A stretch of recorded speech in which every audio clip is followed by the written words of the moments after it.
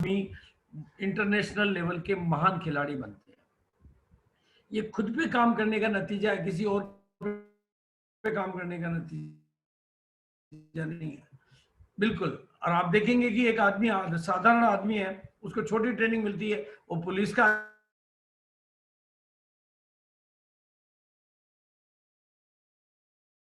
आदमी और ट्रेनिंग मिलती है, सुपर कमांडो बन जाता है, और ट्रेनिंग मिलती है और कुछ बन जाता है। आदमी वही है, ट्रेनिंग से, खुद के ऊपर काम करने से वो पुलिस, और काम किया आर्मी, और काम किया कमांडो, और काम किया सील कमांडो, और काम किया सुपर कमांडो। ये क्या है? यानी अपने भीतर के पोटेंशियल को बाहर निकालने के लिए खुद पर काम करना, खुद का विकास करना। इसलिए आज का जो टॉपिक है, लीडर का आकार ही हमारे बहुत बड़े बिजनेस का आकार है। मतलब वेरी सिंपल लाइन है, बड़ा तो मैंने लिखा है, लीडर का आकार ही बिजनेस का आकार है, और लीडर का निर्माण ही बिजनेस का निर्माण है। This is the main topic of today. Leader का आकार का मतलब कोई उसकी साइज से नहीं है कि 1000 किलो का होना चाहिए, 500 किलो का होना चाहिए। लीडर का आकार का मतलब है उसकी सोच का आकार, उसने कितनी किताबें पढ़ी है, वो किताबों के पढ़ने से जो उसके आकार में विस्तार होता है, उसने कितनी ट्रेनिंगें अटेंड की है, उसने कितना फील्ड वर्किंग किया है, उसने अपनी स्किल को कितना इंप्रूव किया है, वो कितने लोगों को साथ लेके चलने की उसमें कैपेसिटी है, कितने लोगों को माफ करने की उसमें कैपेसिटी है, कितने लोगों को अपने गले लगाने की कैपेसिटी है, कितने लोगों में एनर्जी भरने की उसकी कैपेसिटी है, कितने लोगों को अपनी छतरी में पालने की कैपेसिटी है, कितने लोगों को नेतृत्व देने की उसमें कैपेसिटी है, कितने लोगों अभी की जिम्मेदारी लेने की उसमें कैपेसिटी है, कितने ज्यादा वैरायटी किस्म के लोगों को, कितनी वैरायटी किस्म के सुकून देने की उसमें कैपेसिटी है, कितने लोगों को ऊर्जा देने की उसमें कैपेसिटी है। और इसका विकास ही जीवन का विकास है, लीडर का विकास है, लीडर का निर्माण है, और इस आकार को विस्तार देना ही बिजनेस को विस्तार देना है। लीडर का आकार ही हमारे बिजनेस का आकार होता है, और लीडर का निर्माण ही हमारे बिजनेस का निर्माण होता है। और लीडर, अब आप देखेंगे कि आपके बिजनेस में, अब ये बातें गंभीरता से समझने की है, आपके बिजनेस में जितने ज्यादा पिलर होंगे आप उतने बड़े लेवल पे जाएंगे। पिलर यानी जिम्मेदारी लेने वाले लीडर, जो सेल्फ डिपेंडेंट है और सेल्फ रेस्पॉन्सिबिलिटी से अपनी बिजनेस में आ जाते हैं। ज्यादातर लोग डिपेंडेंट होते हैं, लेकिन जो सेल्फ डिपेंड और सेल्फ रेस्पॉन्सिबल हो जाते हैं, वो लीडर के रूप में डेवलप होना शुरू हो जाते हैं। तो आपकी कितनी बड़ी कामयाबी आपको चाहिए, उतनी पिलर्स आपके पास होने चाहिए। बिना पिलर के भागते रहो भूतों की तरह से, कुछ नहीं होने वाला है। आपको अमूमन मोटे तौर पे अगर आप पर्ल बनना चाहते हैं तो 2 पिलर आपके, यानी 2 leader, 2 responsible leader. Star pearl बनना चाहते हैं तो 4, लेकिन अगर आप डायमंड बनना चाहते हैं तो 800 पिलर्स आपके पास होना जरूरी है, मस्ट कंपल्सरी है। तब आप डायमंड के बिजनेस को मेंटेन कर सकते हैं। मैं कोई हवा में डायमंड बनने की बात नहीं कर रहा हूं। 800 पिलर्स जो कि सेल्फ रेस्पॉन्सिबल है, जो आपके बिना, क्योंकि डायमंड बनने के बाद अगर आपको काम करना पड़ता है तो फिर आपका डायमंड बनने का कोई फायदा ही नहीं है। वॉरेन बफेट कहते हैं कि जिसको नींद में इनकम आती है वो सही तरीके से काम कर रहा है, जिसको सोते हुए इनकम आती है उसके काम करने का तरीका ठीक है। लेकिन होता क्या है, एक बार गलतियों वाला बिजनेस बड़ा हो जाता है और हमारी पकड़ से बाहर हो जाता है। गलतियों वाला बिजनेस बड़ा हो जाता है और हमारी पकड़ से बाहर हो जाता है, वही हमें डायमंड बनने से रोकता है। और यही कारण है कि आरसीएम में सारी संभावनाएं होते हुए भी ढेर सारे लोग डायमंड नहीं बन पाते हैं। उनमें भी संभावना, बिजनेस में भी संभावना, मुझ में भी संभावना, बिजनेस में भी संभावना, लेकिन वो जो गलतियां हो गई, वो गलतियां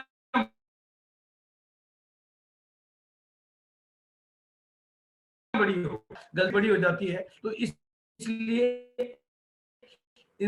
इंसान, क्योंकि कोई भी इंसान है, कोई भी ह्यूमन बीइंग है, वो आसानी से बदल नहीं सकता। स्वभाव और अभाव, यही तो दुनिया के 2 बड़े रोग हैं, स्वभाव और अभाव। इसलिए आज मैं यहां तक की बात पर थोड़ा सा आपका कमेंट चाहूंगा श्याम जी अभी तक की बात पर थोड़ा सा कमेंट करेंगे, फिर मैं आगे बढ़ता हूं। श्याम जी मेरी आवाज आ रही है? जी सर, जी सर। यस। हाँ सचिन जी। जी sir. Yes sir, yes sir. Sir अभी तक की बातचीत में जो चीजें बिल्कुल क्लियर होकर के आ रही हैं कि व्यक्ति अपनी लीडरशिप क्वालिटी को जितना डेवलप करेगा उसका बिजनेस उतना बड़ा होगा, उसकी इनकम उतनी बड़ी होगी, उसकी कामयाबी उतनी बड़ी होगी।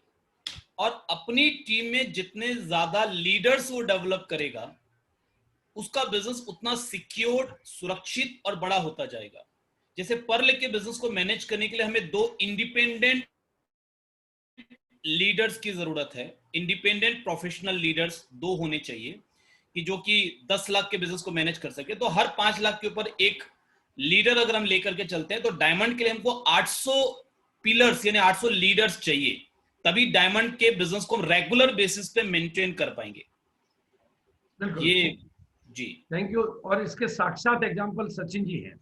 सचिन जी जितना थैंक अपने यू। बिजनेस के निर्माण पे काम करते हैं, उससे ज्यादा वो सेल्फ डेवलपमेंट पे काम करते हैं। आपके पास एक रियल रोल मॉडल है जो इस डायरेक्शन में प्रॉपर वे में काम करता है। क्योंकि शुरुआत के दिनों में जो मैं पढ़ाई किया करता था, वो पढ़ाई आज सचिन जी बराबर करते हैं।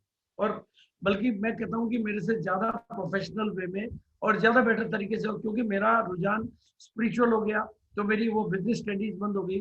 लेकिन आज मैं जो यहाँ तक की जो बात हुई, जिसका क्योंकि आज का मेरा मेन टॉपिक रहेगा, लीडर का आकार ही बिजनेस का आकार होता है, ताकि आप समझ पाए कि हमें केवल बिजनेस वॉल्यूम के पीछे भागोगे तो वो भूत है, वो हर महीने आता है लेकिन 1 तारीख को जीरो हो जाता है। और बिजनेस वॉल्यूम के साथ भागोगे तो अगर बहुत बड़ा कर दिया तो वो आपको बहुत ज्यादा भगाएगा और बहुत ज्यादा दौड़ाएगा, जिंदगी भर भगाएगा और दौड़ाएगा। लेकिन अगर सिस्टम और लीडर के निर्माण के साथ बिजनेस वॉल्यूम को बड़ा किया तो जिंदगी की मौज आपके खाते में लाएगा। मौज लानी है या भाग दौड़ लानी है, तो इसलिए लीडरशिप का निर्माण, लीडरशिप का विकास, सिस्टम का निर्माण, सिस्टम का विकास, ये 4 चीजें। लीडरशिप का निर्माण, लीडर का निर्माण, क्योंकि हमारे बिजनेस के 3 पार्ट हैं। लोगों को ज्वाइन कराना और लोगों का विकास करना। लोगों को ज्वाइन कराना एक पार्ट है, फिर लोगों का विकास करना, नेटवर्किंग में लाना और उनको नेटवर्कर बनाना, 2 अलग अलग पार्ट है। फिर बिजनेस वॉल्यूम का निर्माण और तीसरा लीडर का निर्माण। तो मैं, मेरा आज का टॉपिक लीडर का निर्माण है, लेकिन इसका मतलब ये नहीं कि बिजनेस वॉल्यूम का निर्माण नहीं करना है। ये सब पैरेलल प्रक्रियाएं हैं। जैसे बिल्डिंग खड़ी करते हैं तो चारों तरफ से उसका विकास होता है, तो ये बिल्कुल। लेकिन अब मैं थोड़ा सा रुख चेंज करूंगा आपके प्रोग्राम का, ताकि आपको किसी को कोई बोरियत महसूस नहीं हो, और बिल्कुल सिंपल भाषा में मैं एक एक आदमी को एक बात कहना चाहता हूँ कि पूरे हिंदुस्तान में मैंने कही है, घूम घूम के कही है, कि दुनिया में और किसी को भरोसा हो या नहीं हो, और मुझे भरोसा है आप कामयाब हो सकते हैं। उसके पीछे मेरी बहुत बड़ी गहरी आध्यात्मिक अंडरस्टैंडिंग है। मैं ये बात जानता हूँ कि आपके अंदर अनलिमिटेड पोटेंशियल है। हर व्यक्ति के अंदर अनलिमिटेड पोटेंशियल है, बस वो अपनी फितरत को बदलने पे काम करे, वो अपने स्वभाव को बदलने पे काम करे। क्योंकि इस दुनिया के 2 सबसे बड़े रोग हैं, नंबर 1 स्वभाव और दूसरा अभाव। अगर हम अभाव में हैं तो वो भी दुनिया की सबसे बड़ी बीमारी है, यानी गरीबी बड़ी बीमारी है। और हम किसी आदत के गुलाम हो गए हैं तो वो भी हमारी सबसे बड़ी बीमारी है। और इन जनरली हम अब अपनी आदतों के मालिक नहीं होके आदतों के गुलाम ही होते हैं। इस यहीं से जरूरत होती है लीडरशिप के विकास की, लीडरशिप के निर्माण की, सिस्टम की बातों की, ये सारी चीजों की जरूरत ही है। अदरवाइज तो अब मैं जो समझता हूँ कि जो कुछ भी मैं आज बोलूंगा वो सब आप जानते हैं।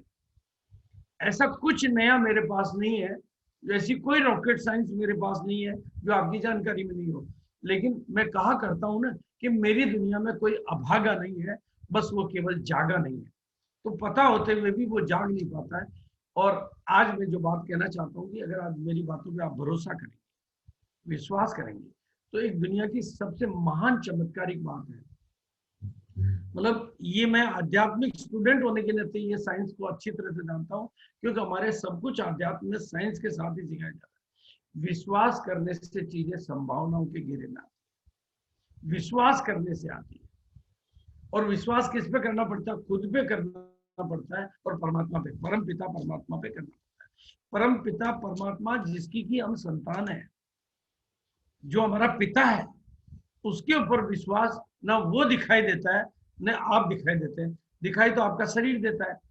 भाई मैं आपके सामने हूं तो बीसी छाबड़ा मेरे शरीर का नाम है, मेरा नाम नहीं है। तो विश्वास करने से चीजें संभावनाओं के घेरे में आ जाती है। और विश्वास दुनिया की सबसे शक्तिशाली तरंग है, शक्तिशाली चुंबक है।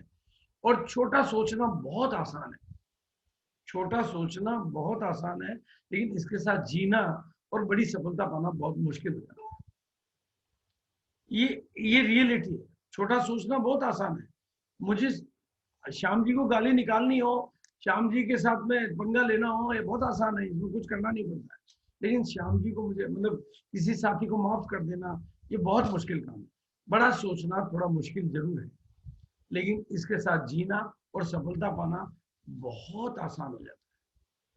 मैं चाहूंगा कि कुछ बातें ऐसी है जिनको आपको परमानेंटली अपनी लाइफ में नोट कर लेनी चाहिए, जिंदगी में उतार लेनी चाहिए कि विश्वास करने से चीजें संभावनाओं के घेरे में आती है। आप विश्वास पहले होता है, कामयाबी बाद में आती है, और सगाई पहले होती है, शादी बाद में आती है।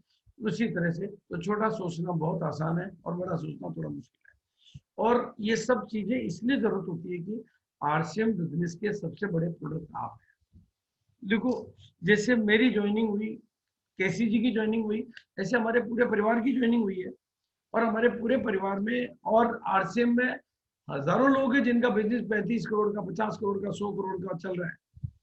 लेकिन वो इस बिजनेस को प्रति अपना एटीट्यूड नहीं बना पा रहे हैं, या समझ नहीं पा रहे हैं, समझना नहीं चाह रहे। तो आप चलेंगे तो ये दुनिया चलेगी। You are the main product of your RCM. मतलब आरसीएम में कितने भी 1000 प्रोडक्ट आ जाए, भाई मैं आपके सामने हूँ, मुझे जब जिम्मेदारी मिली थी तो आरसीएम में केवल पैंट पीस था। मैंने कंपनी को कभी नहीं बोला कि शर्ट आएगी तो ये चल जाएगा। मैं एक चीज जानता था कि अगर ये चलेगा तो शर्ट को भी आना पड़ेगा, और पैंट और शर्ट के साथ चलेगा तो प्रोडक्टों को भी आना पड़ेगा। दो चीजें मैं पहले से जानता था कि अगर मैं चलूंगा तो प्रोडक्ट तो आ जाएंगे, प्रोडक्ट तो आ जाएंगे, डिपो भी हो जाएंगे, सब हो जाएगा। अगर मैं ही रुक गया तो दुनिया में नंबर 1। नंबर 2, ये चीज भी मैं जानता था कि अगर ये बिजनेस चलेगा, ये कंपनी चलेगी तो दूसरी कंपनी आएगी, ये बंद हो जाए तो दूसरी नहीं आएगी। तो दूसरी कंपनियों के आने से मैं परेशान कभी भी नहीं हुआ, कभी भी नहीं हुआ। मैंने कहा अगर ये टॉप चलेगी तो और आएगी, और ज्यादा चलेगी तो और ज्यादा आएगी, क्योंकि दुनिया सफलता की कॉपी करेगी। इसलिए आपको इन चीजों से और अपनी एनर्जी दूसरी कंपनियों की तरफ देखने की नहीं लगानी है, झांकने की तरफ नहीं लगानी है। आप चल रहे हो तो दूसरी कंपनी आएगी आएगी, चलेगी चलेगी, बिल्कुल। और आपको मैं अपना एक विजन आपको देना चाहता हूँ। मेरे विजन में मैंने आपका रूबी स्टार लिया है, आपका डायमंड लिया है, लेकिन मैं एक विजन आपको देना चाहता हूँ कि कई बार हम अपने दायरे में ही सोचने के आदी हो जाते हैं, अपने दायरे की अंदर अंदर ही सोचने के आदी हो जाते हैं। इसलिए एक नया विजन मैं आज आपको देना चाहता हूँ। और मेरी एक फितरत रही है, मेरी एक आदत रही है कि मैं दायरे के बाहर निकल के सोचता हूँ।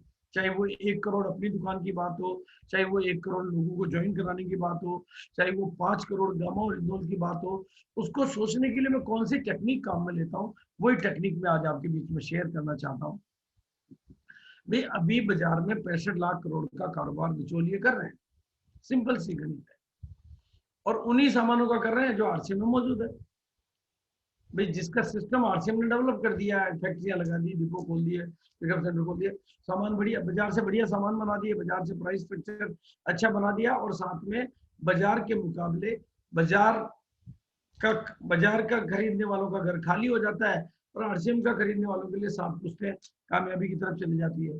तो एक बहुत बेहतरीन सिस्टम भी बना दिया है। लेकिन ये जिम्मेदारी किसको दे दी है? हमें दे दी है कि हम इन बिचौलियों को हटाकर ये बिजनेस अपने खाते में लावे, अपनी टीम में लावे, अपने पाले में लावे।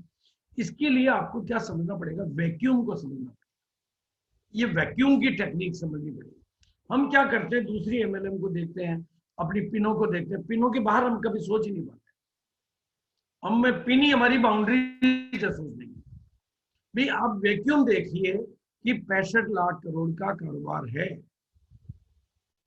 और ये कारोबार अभी बिचौलिए संभाल रहे हैं, जो नकली असली घटिया बढ़िया सारा अपने ही घर भर रहे हैं। वो व्यापार हमारे खाते में क्यों नहीं आना चाहिए, क्यों नहीं आना चाहिए, वाई नॉट। हम कौन सा गुनाह कर रहे हैं, हम क्या गलती कर रहे हैं? गलती एक ही हो रही है कि हमारे पास जो लीडरशिप है, उस लीडरशिप की सोच थोड़ी छोटी है, उस लीडरशिप का विकास की और जरूरत है, उस लीडरशिप की थिंकिंग पैटर्न में काफी सारे ब्लॉकेज है, उस लीडर के काम करने के तरीके में नॉन प्रोफेशनलिज्म है। वो चीजें आगे क्लियर करेंगे तो ये वैक्यूम को हम क्लियर नहीं कर पा रहे। भाई मार्केट में संभावनाएं मौजूद है, 65 लाख करोड़ का, भाई जियो के सामने संभावनाएं मौजूद थी, इतना मोबाइल का कारोबार है, तो उन्होंने सारा अपने कैप्चर में कर लिया ना। भाई आपके सामने साक्षात उदाहरण है कि ये सारा बिजनेस पहले अलग अलग कंपनियों के खाते में था और जियो ने सोचा कि सारा मेरे खाते में क्यों नहीं आ जाए, तो जियो ने तो बिना कोई बिचौलियों को, ग्राहकों को थोड़ा टेम्परेरी लाभ देके, जियो ने तो टेम्परेरी लाभ देके सारे बिजनेस को अपनी तरफ ले लिया। हम परमानेंट लाभ लेके नहीं ले सकते, हम जिंदगियां बदल के, अरे कौन बनेगा करोड़पति, तो एक आदमी को कुर्सी में बैठने के बाद करोड़पति बनाए, इसकी कोई गारंटी नहीं है, कोई गारंटी नहीं है। और अगर किसी को करोड़पति बना दिया तो एक बार से दूसरी बनाने की तो गारंटियां है कि दूसरी बार नहीं बनाएंगे, एक ही बार बनाएंगे। लेकिन आरसीएम में तो एक बार नहीं, 1000 बार और 60 पीढ़ियों तक 1000 बार करोड़पति बनाने की काबिलियत मौजूद है, सिस्टम मौजूद है, प्रोडक्ट मौजूद है, डिपो मौजूद है, अपलाइन मौजूद है, सब कुछ मौजूद है। इनकार किसकी तरफ से है, कौन कर रहा है इनकार? आप सोचिए, थोड़ा सोचिए, इस वैक्यूम को समझिए। हम क्यों पिन के दायरे में सोच के रह जाते हैं? अरे 65 लाख करोड़ में कितनी पिने चाहिए आपको, कौन सी पिन चाहिए? ये व्यापार, जब यही सामान बाजार में घटिया मिल रहे हैं, नकली मिल रहे हैं, मिलावट के मिल रहे हैं, तो आफ्टर ऑल हमें थिंक करना पड़ेगा। वो थिंकिंग के लिए आपको अपने आप को समझना पड़ेगा। और वहां क्या होती गलती, अब गलती कहां से स्टार्ट होती है? जब आपको कोई इमारत बहुत ऊंची ले जानी है, तो इमारत को तो आप बाद में रिपेयर कर सकते हैं, कलर कर सकते हैं, मेंटेन कर सकते हैं, लेकिन नींव को बाद में नहीं मेंटेन कर सकते। और यहीं से मिस्टेक शुरू होती है। हम we can't repair our foundation, हम नींव को नहीं बदल सकते। और यही लीडर के निर्माण की जरूरत होती है, यही लीडर के विकास की जरूरत होती है। क्योंकि हम गलत लीडरशिप के साथ अगर एक बार सक्सेस के मॉडल खड़े कर लेते हैं, तो वो गलत लीडरशिप ही डुप्लीकेट हो जाती है, जैसा राजनीति में हो रहा है। यू कांट रिपेयर, आप फाउंडेशन को बाद में रिपेयर, ये बात आपको माननी पड़ेगी कि नींव को बाद में रिपेयर नहीं किया जा सकता। इसलिए बिजनेस में सब कुछ करिए, सब कुछ करिए, किसी भी तरीके से करिए, लेकिन दो चीजों पर हमेशा फोकस करिए। नंबर एक वाइटल, जिससे नेटवर्किंग नेटवर्किंग के तरीके से खड़ी होती है, जिससे वाइटल साइंस हमेशा काम आती रहती है। और दूसरा 6 बेसिक, 8 कोर और 7 कार्डिनल। अदरवाइज बाद में आप छोटे बच्चे को सिखाया जा सकता है, बड़े आदमी को नहीं सीखा। बड़े, जब आपका बेटा बड़ा हो जाता है तो आप उसके संस्कार नहीं बदल सकते। इसलिए आप पहले दिन से ही अगर ये दो चीजों को साथ में बेसिक रखेंगे, ये एक तो वाइटल के साथ आगे बढ़ना और एक 6 बेसिक, 8 कोर और 7 कार्डिनल के साथ, और अपने बिजनेस में गोल ओरिएंटेड वर्किंग करेंगे, भाई लक्ष्य बनाकर काम करने की प्रैक्टिस करेंगे, तो और दूसरा सिस्टम ओरिएंटेड। सिस्टम ओरिएंटेड की परिभाषा यह है कि आपके बिजनेस में आपका रोल होना चाहिए 20% और सिस्टम करे 80%। अगर सिस्टम 80% काम आपके लिए कर रहा है तो आप बिल्कुल राइट तरीके। अगर आपका गोल ओरिएंटेड और सिस्टम ओरिएंटेड होगा तो ये बिजनेस डुप्लीकेट होगा, और डुप्लीकेट होगा तो ये ग्रोथ की वर्किंग आएगी ही आएगी। अगर बिजनेस डुप्लीकेट हो और ग्रोथ नहीं आए, ऐसा तो संभव ही नहीं है। मार्च के बाद अप्रैल आएगा तो क्या दिक्कत है? अरे अप्रैल आएगा तो हमारे पास बिजनेस, हर चीज, प्रोडक्ट बढ़ेंगे, डिपो बढ़ेंगे, पिकअप सेंटर बढ़ेंगे, हमारा एक्सपीरियंस बढ़ेगा, हमारी टीम में लीडर बढ़ेंगे, हमारी टीम में नई ज्वाइनिंग बढ़ेगी, सब कुछ बढ़ रहा है, तो हमारा बिजनेस तो बढ़ना चाहिए। अगर नहीं बढ़ रहा है, इट मीन्स हम रेगुलर ग्रोथ के प्रिंसिपल पे काम नहीं कर रहे हैं। अरे रेगुलर ग्रोथ का तो ऐसा प्रिंसिपल है जो दुनिया की सबसे ऊंची चोटी पर भी, हिमालय पे जाने का तरीका भी वही है। बिल्कुल, इसलिए रेगुलर ग्रोथ, लेकिन ये कब होगा? जब आप इस फाउंडेशन के ऊपर काम करने के लिए, आपको जो मैंने बड़ी बिल्डिंग आपको दिखाई है वो चीज आप करेंगे, तो बिल्कुल वापस इसलिए जरूरत होती है, लीडर का आकार ही बिजनेस का आकार है। क्योंकि फ्यूचर में जाके आपको जिस बिजनेस को डुप्लीकेट करना है, फ्यूचर में जाके जिस बिजनेस को आपको सिस्टम ओरिएंटेड करना है, गोल ओरिएंटेड करना है, वहां पर एक योग्य, अनुभवी, जिम्मेदार, करेक्टर मतलब चरित्रवान और सभी तरह के सक्षम लीडर की जरूरत होती है। नहीं तो ये बिजनेस बिल्डिंग ऊपर जाके कोलैप्स होती है या और आगे बढ़ने की संभावनाएं खत्म हो जाती है। तो इस बात के साथ एक बार ओवर टू सर, वापस समीक्षा करेंगे। एनी सेलिब्रेशन वगैरह की कोई एक्टिविटी बीच में करनी है? अभी कंटिन्यू ठीक चल रहा है? सब ठीक चल रहा है? सब बढ़िया चल रहा है सर।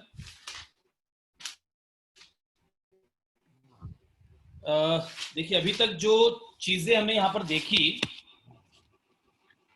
शुरू के फर्स्ट पार्ट में था कि डायमंड बनने के लिए कम से कम 800 पिलर यानी 800 लीडर्स की आपको जरूरत है और अपनी लीडरशिप की क्वालिटी को डेवलप करने की आपको जरूरत है में आ जाती है। और छोटा सोचना आसान है मगर इसके साथ जीना और जीतना मुश्किल है।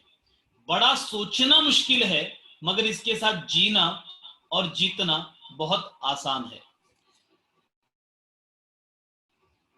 आरसीएम का सबसे जो मुख्य प्रोडक्ट है वो आप है। गुरुदेव की एक बात मुझे बहुत अच्छी लगी कि सर ने कहा कि प्रोडक्ट आएगा तो चलेगा। एक तो ये मेंटालिटी हो गई और दूसरी मेंटालिटी ये हो गई कि अगर चलेगा तो प्रोडक्ट तो आएगा ही आएगा। कौन सा ऐसा प्रोडक्ट है जो चलती हुई कंपनी में नहीं आ सकता? अगर आरसीएम बिजनेस चल पड़ा तो प्रोडक्ट तो सारे आएंगे। तो ये सोच लेकर गुरुदेव आगे बढ़े। उस वक्त प्रोडक्ट नहीं थे हमारे पास, बट उसके बावजूद भी आज इतना बड़ा कारोबार हो गया और बिजनेस बढ़ा तो प्रोडक्ट भी आए। और उन्होंने एक बात और बड़ी अच्छी कही कि दूसरी कंपनियों से कभी भी बीसीजी को चिंता नहीं हुई, क्योंकि उनको ये मालूम था कि आरसीएम चलेगी तो दूसरी कंपनी आएंगी, ज्यादा चलेगी तो और ज्यादा कंपनी आएंगी, नहीं चलेगी तो नहीं आएगी। तो हम तो चाहते हैं कि चले। तो अगर हम ये चाहते हैं कि चले तो उस कंपनियां, दूसरे कंपटीशंस आएंगे, गलत कंपनियां भी आएगी। हम गुरुदेव ने बताया कि एफएमसीजी का कारोबार 65 लाख करोड़ का है और इसमें से 32 लाख करोड़ बिचौलियों को जा रहे हैं। और ये 32 लाख करोड़ हम और आप क्यों नहीं ले सकते?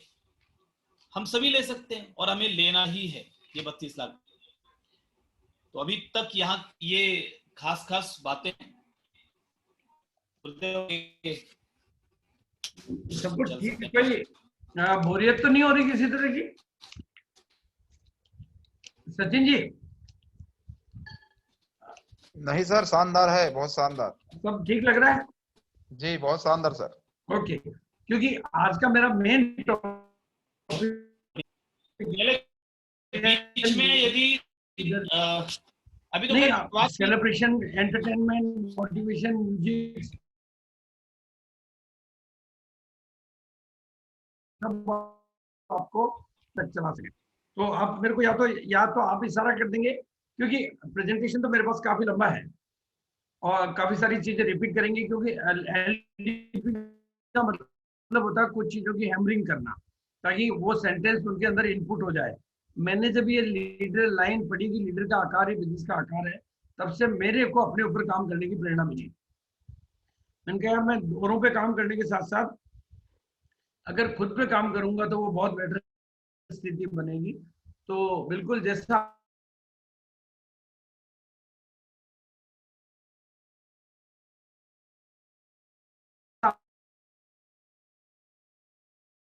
अभी कोई एक्टिविटी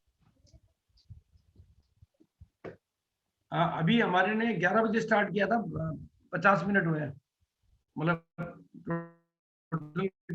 लेंथ को बताइए सर।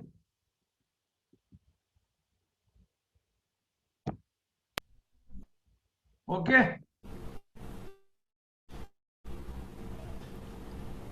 यस सर, आवाज नहीं आ रही क्या? Yes sir, okay sir. आगे बढ़े? यस हाँ, ऐसे तो बहुत सारी चीजें मैं दिखा सकता हूँ, लेकिन हमें चूंकि टाइम का भी ध्यान रखना होता है। तो लीडर का आकार ही बिजनेस का आकार है, इसका सटीक एग्जांपल आपके सामने है कि दोनों भाइयों को, दोनों सगे भाइयों को बराबर का साम्राज्य मिला, पर लीडरशिप की क्वालिटी का अंतर कितना होता है कि एक का साम्राज्य और बड़ा हो गया और एक का साम्राज्य छोटा हो गया। यहाँ पर अब आप किसी एम्प्लॉय को तो जिम्मेदार नहीं ठहरा सकते या किसी पॉलिसी को तो जिम्मेदार नहीं ठहरा सकते। बाकी की सारी चीजें सेम इक्वल थी, दोनों को एक नाम मिला, दोनों को एक साम्राज्य मिला, लेकिन एक ने बढ़ा दिया, एक ने घटा दिया। ये और दुनिया में आप देखते होंगे, अगर जिले में अगर कानून व्यवस्था गड़बड़ चल रही है तो किसको बदलते हैं? एसपी को, डीवाईएसपी को, डीआईजी को, जनता को तो नहीं बदलते हैं ना भाई। आरसीएम में, हमारे सिस्टम में मजबूरी है कि हम लीडर को नहीं बदल सकते, पब्लिक को बदल देते हैं, हम टीम को इधर उधर कर देते हैं, लेकिन लीडर वही रहता है।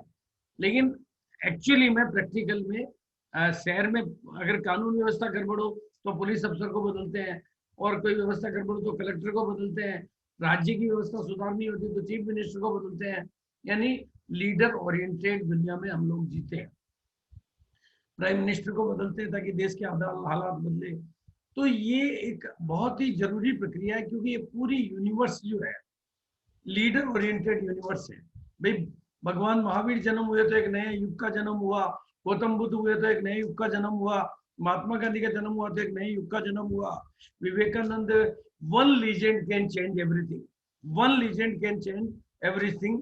इसलिए अब लीडरशिप का विकास किन किन चीजों से होता है उस पर मैं बात करूंगा। ये बिल्कुल डिफरेंट, अब मतलब एक डिफरेंट मोड में अब मैं जा रहा हूँ कि जो लीडर का आकार को बड़ा कैसे करें, क्या करें, हवा भर के करें, या ये क्या प्रोसेस है जिससे लीडर का आकार बड़ा हो जाए।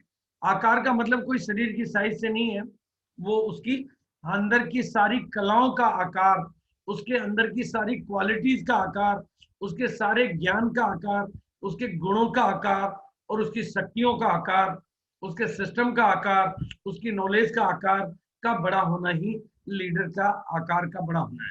तो वो बड़ा होने के लिए कौन से तरीके अडॉप्ट किए जाए जिससे वो बड़ा हो जाए, तो वो पूरा एक प्रोसेस है जिसमें 21 स्टेप में आपके बीच में रखूंगा। तो अभी पहले वो स्टेप पे आए, पहले थोड़ा सेलिब्रेशन वगैरह कुछ कर लिया जाए। श्याम जी नहीं है क्या? हैं सर, श्याम जी हैं, वो एंट्री को लेकर के जो चैलेंज है उसको बात कर रहे हैं रेगुलर बेसिस पे। कुछ लोगों के कॉल आ रहे हैं, तो हाँ चले मैं आपके बीच में एक थोड़ा सा माहौल को लाइट कर देता हूं, फिर गुरुदेव इस इंपॉर्टेंट टॉपिक पर आगे चलेंगे। गंभीर टॉपिक आने वाला है कि भाई आखिर एक बहुत इंपॉर्टेंट टॉपिक। ये बात तो समझ में आ गई कि लीडर का आकार, तो वो आकार का विस्तार करें कैसे, ठीक है ना? तो मैं स्क्रीन आपको दूं? नहीं, आवश्यकता नहीं है सर। नहीं, मैं जस्ट शेयर करें आपकी। हाँ ठीक है, एक बार इसको वो कर दीजिए वापस।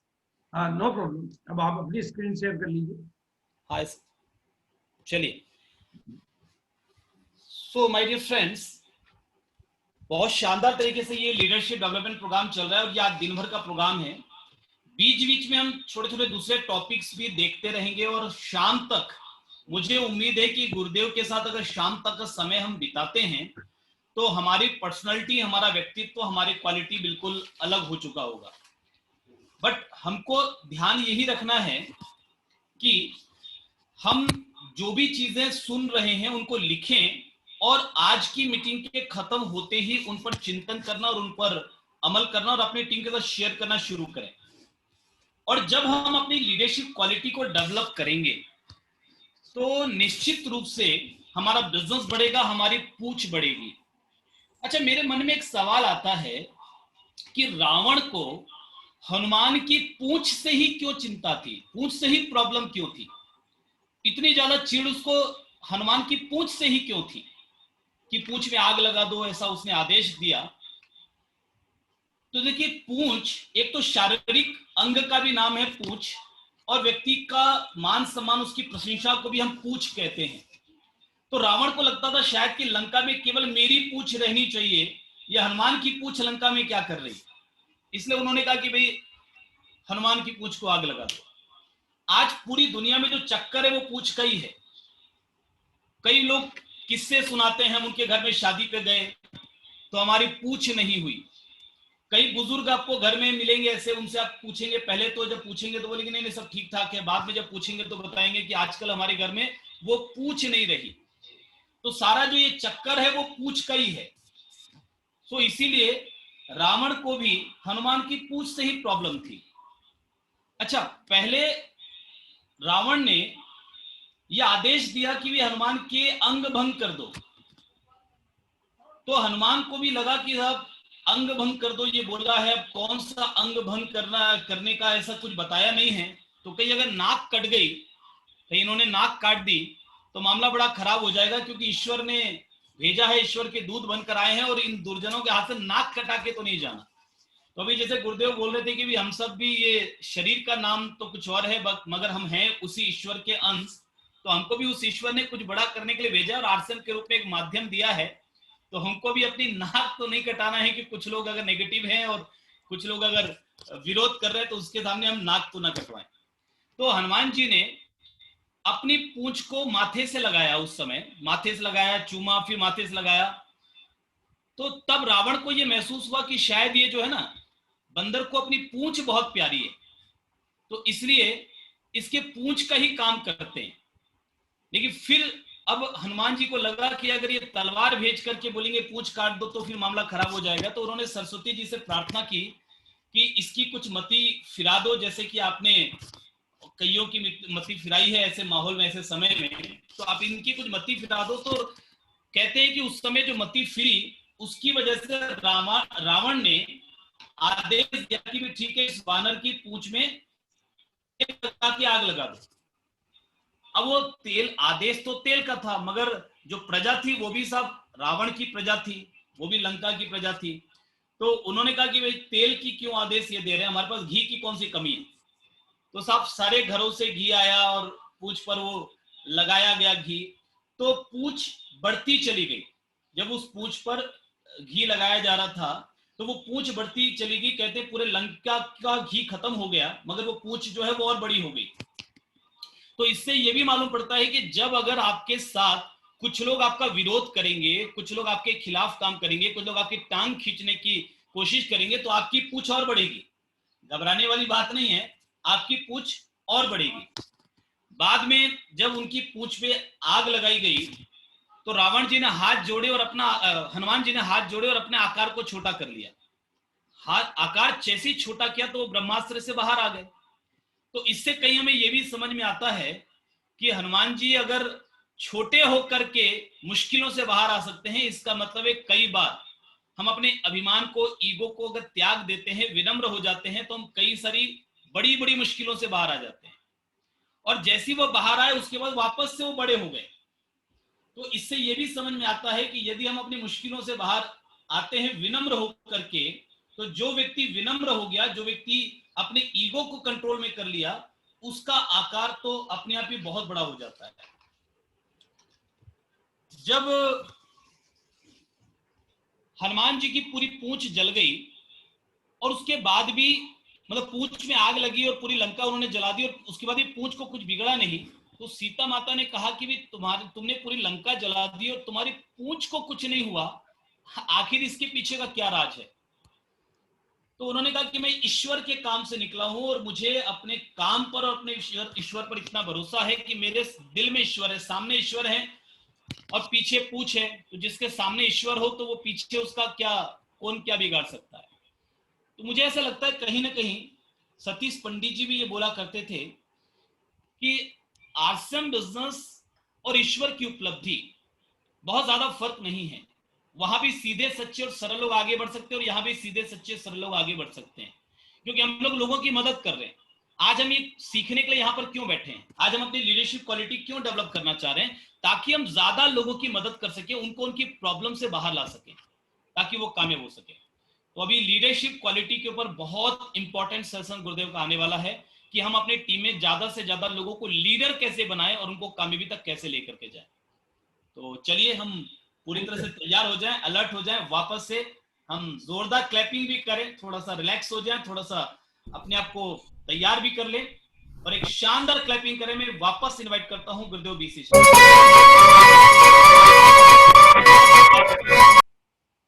जो जहां पर भी बैठे हैं अगर बहुत अच्छी क्लैपिंग करते रहेंगे तो उनका एनर्जी का लेवल बहुत अच्छा बना रहेगा। मेरी स्क्रीन वापस आ गई, मेरी स्क्रीन वापस आ गई, आ गई सर, यस सर, आ गई सर। कि पूरी बॉडी में एनर्जी बढ़ाने का अच्छा तरीका है क्लैपिंग। अपनी फिजिकल मीटिंगों में तो वो होती रहती है, आप घर में अकेले भी बैठे तो कोई दिक्कत नहीं है, आप अपनी क्लैपिंग को जितना बढ़ाएंगे उतना ही देखो एक चीज मैं आपको बता देना चाहता हूँ, मैं माइंड का एक गेम छोटा सा सिखाता हूँ आपको। आप अपने माइंड को जैसे ही कमांड देते हैं, माइंड उसी दिशा में काम करना शुरू कर देता है। आप अगर माइंड को एक कमांड दे देते हैं कि ये तो मेरे लिए बहुत आसान है, तो वो आसान मानने लग जाता है। भाई ये जो प्रेजेंटेशन बनाने में मेरी मदद की, वो मेरा 8 साल का 9 साल का पोता है, वो इस प्रेजेंटेशन को आसानी से बना लेता है। और मुझे अभी तक, क्योंकि मेरे माइंड में कमांड गई हुई है कि मुझे नहीं आता है, और उसके माइंड में कमांड है कि मैं कुछ भी कर सकता हूँ। तो ये अपने माइंड में भी एक कमांड देनी कि सब कुछ मेरे लिए बायां हाथ का खेल है, बिल्कुल बायां हाथ का खेल है। और आपकी ये कमांड आपको बिल्कुल बायां हाथ के खेल की तरफ लेके जाएगी। लेकिन अभी तक हमारा जो टॉपिक चल रहा था कि लीडर का आकार ही बिजनेस का आकार होता है, तो वो लीडर के आकार को बड़ा करने के लिए आपको क्या क्या करते रहना चाहिए, क्या क्या करते रहना चाहिए। ये कोई एक दिन का खेल नहीं है, ये एक ऐसा कंटिन्यूस प्रोसेस है जो हमारे आकार को बड़ा करता है। आज टीसी जी आपके सामने है या आरसीएम के कोई भी लीडर आपके सामने है, तो ये उनका एक कंटिन्यूस प्रोसेस है। और उन्होंने क्या किया और आप क्या कर सकते हैं, वही कदम मैं आज आपके बीच में रख रहा हूँ। वो अगर आप करते रहेंगे, भी देखो आज की मीटिंग देने से सबसे ज्यादा फायदा किसको हो रहा है, मेरे को। सबसे ज्यादा डेवलपमेंट किसका हो रहा है, मेरा। क्योंकि जब मैं कोई काम करता हूं तो उस काम को करने में मेरा परफेक्शन आता है, उस काम को करने में मेरी स्किल इंप्रूव होती है।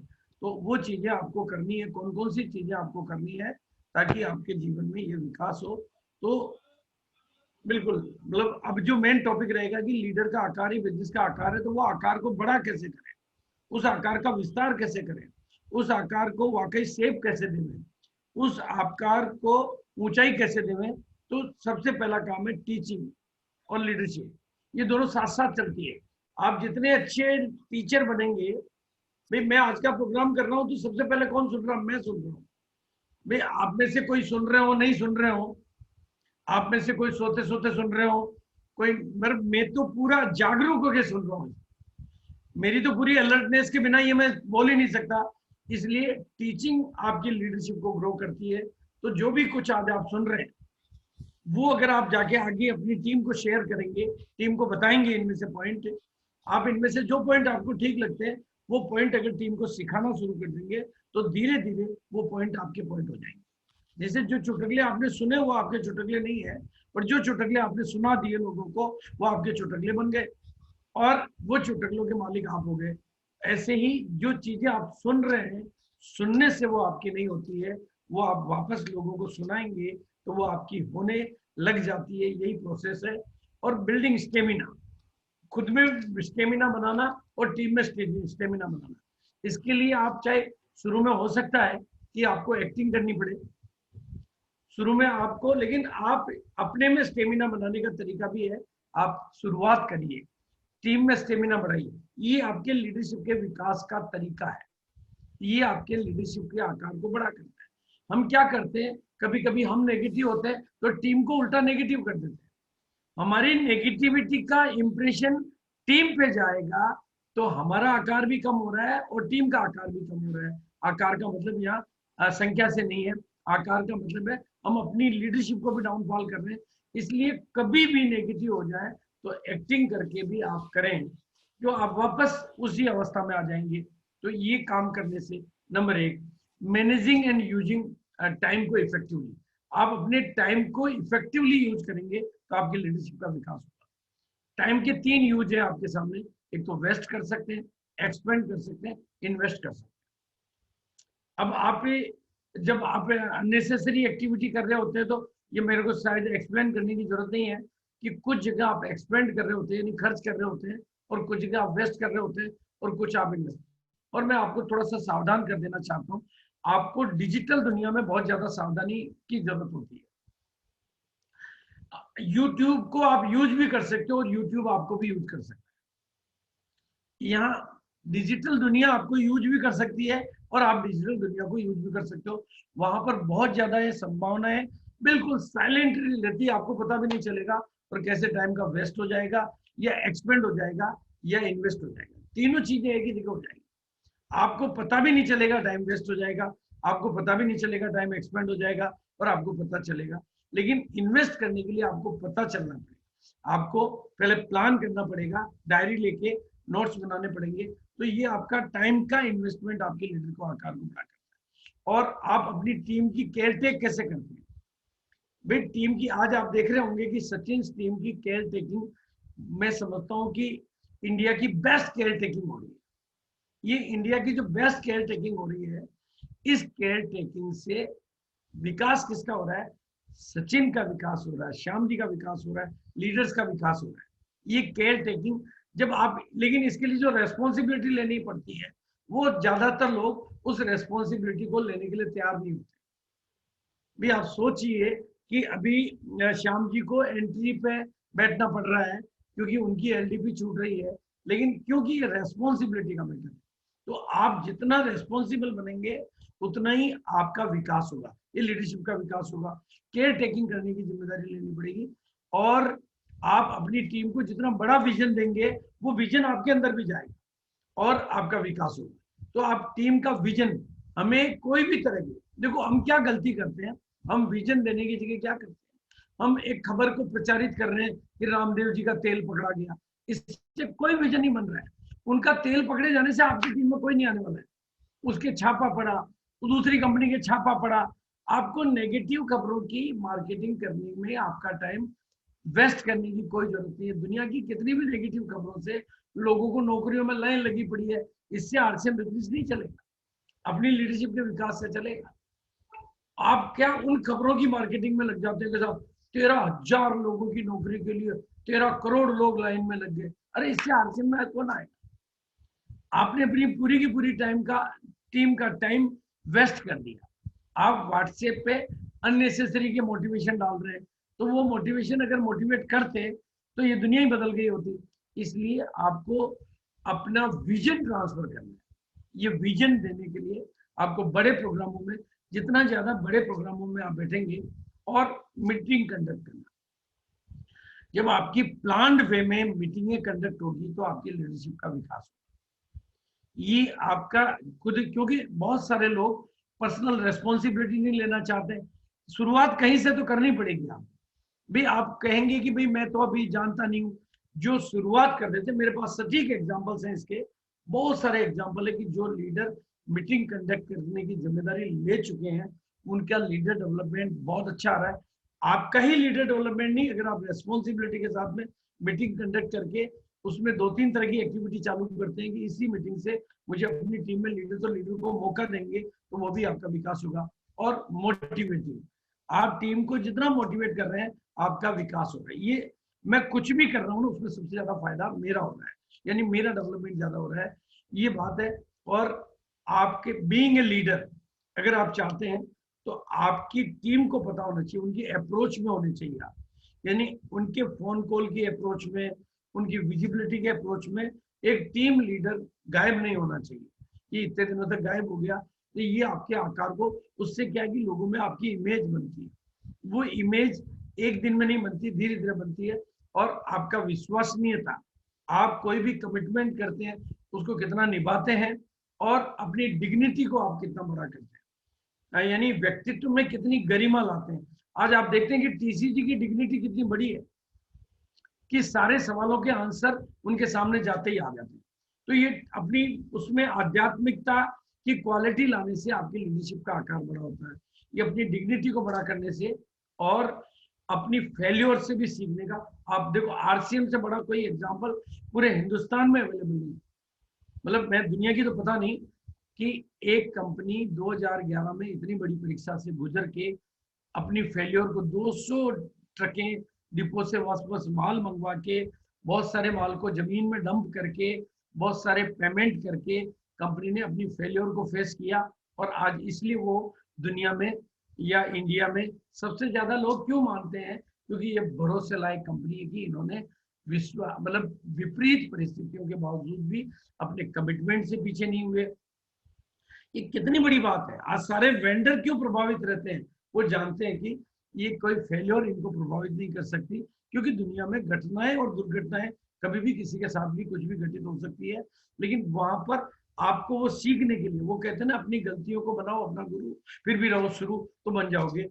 और मिशन, जब आप किसी मिशन के ऊपर, आपने देखा होगा कि आरसीएम की शुरुआत हुई तो मिशन के साथ हुई, मिशन मिशन। और मैंने आपको देखा होगा कि मेरे व्यक्तित्व को देखा आपने, मैंने पहले mission 1 crore, mission 1 crore display wall, mission tie अभियान, मिशन सूट अभियान, मिशन टेक्निकल अभियान, मिशन रूबी स्टार अभियान, और अभी मैंने लिया मिशन 5 करोड़ गामा ओरिजिनल अभियान। और एक मिशन को लेने के बाद में मैं उसको छोड़ता नहीं। मिशन जब, क्योंकि मेरा अपना गहरा अनुभव कहता है कि परमात्मा जब कोई आपको विचार देता है तो वो केवल विचार नहीं देता है, वो विचार के बाद में उसके लिए पीछे से प्रेरणाएं भी देता रहता है और मदद के हाथ भी देता रहता है। लेकिन हम अपना कोई मिशन बनाते ही नहीं है, और मिशन बनाते हैं तो फिर उसको पकड़ के रखते नहीं है। द सीक्रेट है ये कंसिस्टेंसी ऑफ पर्पज। भाई आज मेरे जीवन का एक मकसद बन गया कि 5 करोड़ लोगों तक गामा ओरिजिनल पहुंचाना है। क्योंकि इससे मैं अब आपको किससे सुनाता हूँ। परसों के दिन या 3 या 4 दिन पहले मेरे पास में भोपाल से बीएम गुप्ता जी का फोन आया कि सर आपने जिस अभियान की जिम्मेदारी ले रखी है उसको और तेज करो, भी आप बहुत कम काम कर रहे हो। मैंने कहा क्या हुआ? कि सर मेरे पड़ोस में 30 साल की उम्र की डेथ हुई, 2 साल पहले शादी हुई थी और 30 साल की उम्र के व्यक्ति की डेथ हो गई, क्योंकि अभी हम अभियान को वहां तक नहीं पहुंचा पाए। कल की भिलवाड़ा की घटना है, मेरी मिसेज की सहेली, उनके घर में 40 साल की उम्र की व्यक्ति की हार्ट अटैक से डेथ हो गई। यानी ऐसी घटनाएं रोज आपके इर्द गिर्द हो रही है, क्योंकि आपने कोई मिशन को पकड़ा नहीं है। आप आखिर आफ्टर ऑल हम केवल बिजनेस नहीं कर रहे, वी आर सोशल पर्सन, हमारी सामाजिक जिम्मेदारी है।